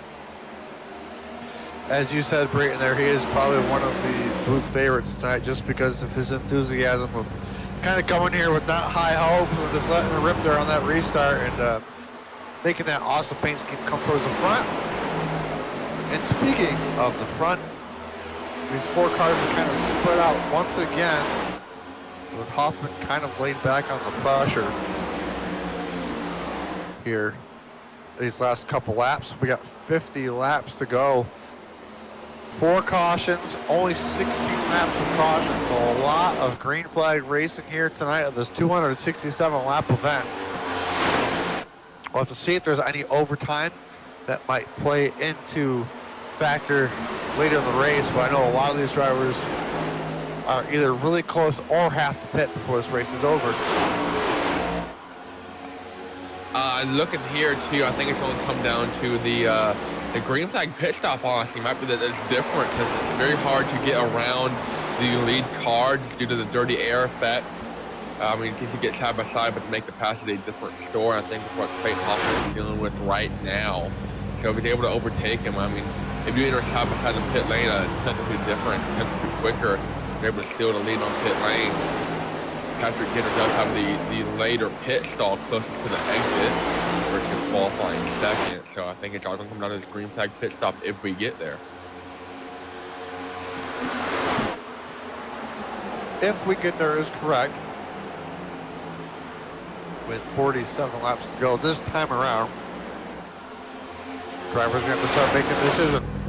Do I want to just grip it and rip it to the end? Or do I need to start saving? Because now is the time to start saving because you're going to need quite a few laps. Yeah, I don't see anyone being able to save 74. We saw 70, 71 laps last time. 74 laps is going to be a very stern tech inspection. It's definitely the best way to put it. Track temperature right now, I believe at the lowest it's been, yes, 89 degrees. So it might be the pace of the race might have picked up a little bit with some more grip with the track temperature being a little bit lower now. Got some drivers talking on the radios, might be getting ready to make some decisions to come down pit road. We'll have to see how it plays out here as the battle for the lead and championship has kind of slightly cooled off here. Maybe Patrick Gitter getting the better of the 92 right now, as the 92 just kind of stuck in that dirty air. As you can see, the 4 and the 6. The 6 all over the back bumper here. It looks like he might be getting ready to make the pass here with 45 laps to go here for position number 3. Paul Hill is the 4th driver in that voice channel, the Zodiac Dynamics Discord there, trying to all work together. So the top 4 all communicating with one another, making their intentions clear, maybe not. What's funny is you have 4 drivers, you have 3 different manufacturers, so some team dynamic there. I know Gitter and Viciani are our teammates there at Zodiac, but we will see who's able to come out on top between these 4 drivers. There's going to be someone else, Jonathan Delaney, going to be winning the Hodgson. Matthew Long going to steal it there. So I see one driver did come down, I believe. I'm not sure who that was. Hutchinson down, Bobby Anderson is still in pit lane. A couple others, Steve Benjamin, 3 laps down currently. Drivers towards the back, trying to just reassure themselves they have enough fuel to get to the end. We talked at the beginning of this broadcast of the incident points being very low, very strict. I do not believe anybody has been DQ'd because of that yet. I don't think a lot of these drivers to the front or anywhere close to that. We've had a lot of clean racing. A lot of different strategies on pits with this full length of racing. As we look there, as we got another car coming up here, we got a 31 of William Owens, another one of the drivers towards the back. Making some strategy calls here to try in some positions. Biggest lead of this run, I'd say, for Patrick Gitter right now, just under 4/10, which is astonishing because that is not a very big lead at all. That is correct. It's not a very big lead. It's got to feel good, honestly, for the Gitter machine. It's probably the most comfortable he's felt here in a while when Hoffman was trying to make all the passes low and high. Matt Isiani, another one of the drivers in this championship hunt, kind of falling back from this lead pack. That's Paul Hill. Might be looking for position number 2 here shortly. Cars coming off the pit road, trying to blend back in. They'll have better tires. We'll see how that plays out with the leaders get a little crazy here for a little bit. William Owens got a bit of trouble tonight. Spent a couple laps on pit lane until the region there. 3 laps down, looking to finish this one strong. And there's no better feeling in the world than, even though there might be a couple laps down, it's not for position, but going out there on a lot fresher rubber and just driving around the lead. You definitely feel like Superman. And on a track like this, when you can find a different lane like that, it does make you feel like Superman. You feel like Kirk Mills. Especially if you're Kirk Mills, you can feel like Superman. As he is trying to get his lap back the old-fashioned way. This race has gone green flag long enough here that these drivers have pitted earlier on. Found some clean air. This might play out in their favor. Right now, I believe Kirk Mills kind of leads the way as the first car that's made pits. He does. Somewhat handsomely over Ralph Hutchinson, too. Hutchinson a little bit quicker, virtue of better tires, but Mills is about half second quicker than their leaders, and he's digging into that advantage every single lap. So when they do eventually pit, as of now, Kirk Mills, I believe Gitter coming down pit lane, Gitter down pit lane, a late call. Clayton Hoffman joins them down pit lane, a bit of contact, almost both drivers check up. Able to get it down, no penalties, no speeding penalties, no black flags. It is pay window time. We are cashing checks. We're handing them to anyone that wants one. And Patrick Gitter and Clayton Hoffman are about to get the biggest check of their career if they can win this race off of pit lane. Matthew Long also coming down pit road here, trying to stay in check with the championship hunt. Looks like Gitter getting 4 tires. Same with Hoffman. Oh, Hoffman's gonna beat him off the pit road. Able to beat him off there, and Hoffman with a 14.58 pit stop. Gitter with a 14.88, 3/10 of the difference. And that's all Hoffman needs. And Hoffman's going to drive away into the Miami sunset here in the Vice City 400. And here comes Kirk Mills taking the lead low. They still have a handful of cars to pit, but Kirk Mills on the bottom. Yep. A long ways to go for a lot of these drivers. Right between Hoffman and Gitter. Well, a bad spot to be, honestly. Yeah, right those between are the 2 best cars all night. And we got the 3 car involved in this battle as well. I'm not sure if he is pitted yet. Nope, he is our current leader. As you can see, the advantage for those brand new tires. Getting around him as the number 3 now makes his turn down pit road. Did it get caught speeding? Does not look like it. No black flags. This pit stop round, only 1 car with damage. Looks like the Anderson machine. Still on pit road getting damage fixed, but right now Andrew Dyson leading the way right now in first spot. Stephen Williams, excuse me, in second. We got 1-2 for the Aussies here right now. Maybe some strategy will play out. Maybe we get a caution. Nobody really having any mistakes, so getting to pit road. So not sure if it'll play out in their favor, but 35 laps to go. Anything can still happen. 3.5 tenths right now between Gitter and Hoffman. Everyone in front of them still has to pit. Going through the back straightaway now off of turn 2. Less than 35 laps to go, and it's still anyone's race. Hoffman, I mentioned previously, it would come down to the green flag pit stop, and if Hoffman's going to win the race, it was due to having a better pit stop there. And Hoffman obviously had the better pit stop because he now finds himself in front of the driver that he was battling very hard with on track, but the 21 machine honestly not going too far away and now putting the pressure on the 92. We got kind of a switch of roles. This is going to come down to this last 30 laps. Who is going to put on the better performance? Who's going to hold on to their tires more? Who's going to make better passes on the slower traffic? This traffic kind of lends the way to better racing.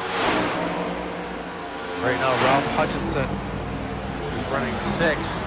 Another one of those drivers that pitted a little earlier on, trying to jump some spots.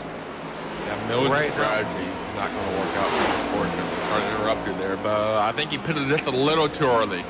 And everyone's coming out now about a second or so quicker. And I think he'll definitely pick up a spot from it, and I think if he can finish this race, he'll be happy. We got an extremely tense battle on the track, though, between Gitter and the, Hoffman machine. They were just side by side. They're going to turn 3 and 4. Could Gitter figure out how to get around the 92? Because we saw the 92 struggling to get around the 21. Hope to see how it plays out, because we know right now this is the battle for the championship between these two drivers. And DeCiani, I believe, just came off pit road a couple laps ago, finally. So he went in a couple laps later than Gitter and Hoffman, and he lost about 4 seconds over the process. So we need a caution for DeCiani to be able to get back out there, drive from Illinois. His championship hopes definitely are dwindling as the laps take off. Last time by, he's even a little bit slower on the little bit fresher rubber. And that's as long as you see there. It's been a long night for him. It's been a long season, still a very respectable season. Gonna be one of your championship finalists, but unless a major wreck happens or major change of pace, he will not be taking home a trophy here tonight. Got this thing being oh so close yet so far away. As Andrew Dyson still turning laps out here with Stephen Williams, like we said, in second. Bryson Hixenbaugh is third. And then you get to our championship battle here in fourth and fifth. I saw the number 21 machine try to run the top and ended up losing quite a few tenths a second there that lap trying it. So he's back to the bottom trying to reel that 92 in. But unfortunately, it looks like whoever gets out in front kind of leads the way. So we'll have to see if this 21 machine can figure it out. They definitely got to figure something out. It's one thing to go and run them down. It's nothing to make the pass call. That 92 of Hoffman really struggled getting around Patrick Gitter there for the longest time. That traffic, slower traffic, might have to be the winning move as to go around the third place car. Bryson Hixenbaugh is still yet to pit, which actually I think he did pit. Remember, he pitted way early in this run. Or he pitted, that's right, he pitted there coming to the green flag almost. So he's still having to pit unless he's able to make this run stretch 72 plus laps. It's unlikely. I mean, I've seen a lot of crazy stuff that's been proven wrong again on that fuel number a lot this race, but we'll see if Hixenbaugh and give us that new standard. Hixenbaugh really hoping for that caution because he's got the track position right now, but it's all going away lap after lap. Right now, as we said, Andrew Dyson still leading the way with Stephen Williams there in second. And then you get to third and fourth. These two drivers right now are 16 seconds back, battling for position, potentially for the race lead and the championship trophy. These two drivers have been pretty much nose to tail all night long since the roles have reversed on this green flag cycle. The 21 tried running the top, did not work out, and the 92 still out front with that 21 all over his back bumper. He definitely started pulling away that last run. Let's see if the speed's still there. It's Bryson Hixenbaugh. Like you said, got past, so he fell back a couple spots. Andrew Dyson, their leader, still at the pit. He's actually clutch and coasting on corner entry. So I'm going to try and play the long run game here, see if he can catch a caution. He definitely had the speed to win this race. He's going to run up front all night, but did you get lucky with a late race caution here? He'll definitely be in contention. Stephen Williams second. And then about 16 seconds behind Dyson, 8 seconds behind Williams, Clayton Hoffman and Patrick Gitter. Both these drivers trying to get her done, and we'll see who's able to see that checkered flag here tonight. More importantly, they don't have to win the race. They don't have to see the checkered flag first, but they will see that championship trophy. Nothing would feel sweeter, though, than not only taking that championship trophy home, but winning the race. That just goes to prove that it was meant to be. These drivers are getting ready to, I think they're about 5 seconds back from second place. Second place is 9 seconds back from first place. So the 0-0 in a decent spot if it'll all play out. We'll see if these drivers of the 92 and 21 have enough speed while battling for this position to catch up. We know the new tires are definitely king, but looks like the 21 just starting to fade a little bit, or trying to cool his tires off because he's off that back bump of the 92, and if I'm at 92, I'm starting to feel pretty good right now. Definitely 100%. That's a big whammy there. You want to feel good, and you want to maybe, you know, not burn yourself up sooner than someone think these drivers have done an excellent job of doing so. As they've caught Tim Phillips, they're in the number 40 machine, looking to move around him. Lap down. Oh, 40 about washes up and about collects Hoffman. A little tighter than I think either driver would have wished there. We are definitely in the closing stages of this one, so if anything crazy is going to happen, might as well happen here, might as well happen now. Especially with the way that all these strategies are gone, maybe a couple drivers will try to stay out and maybe steal a win, but we know how much the track changes, with the new tires. Like we said, though, we're looking at Andrew Dyson right here. Right now, our leader trying to push it over 70 laps on fuel. 12-second lead over the drivers that are closing in, that have the speed, the fuel, and the tires. With 21 laps to go, they're catching about a second a lap. They'll have them here very shortly. It's going to be a tight run indeed for all these drivers, for all these positions, for all the marbles. The man definitely with a plan has been Clayton Hoffman all night, all season long. The only driver to win multiple races and trying to win his third one in 8 races here tonight. Patrick Gitter trying to work this lap traffic as well as Hoffman, and see them come out turn 4 here. They're doing a lot of extra work, I think, they would want to. They're going around Benjamin and Corey Cook. 21 of Gitter doing everything he can to try and stay within reaching distance of that 92, but it is spreading out farther and farther each lap. 98 machine of Steven Williams is now in the clutches of the 92 and 21, who are on better tires and have the fuel to take it to the end. Better late than never, by the way. The Lucas Hudson gentleman has made it to the race, but I don't know if he's going to make up any positions. Unfortunately, having that power issue earlier on. I think he got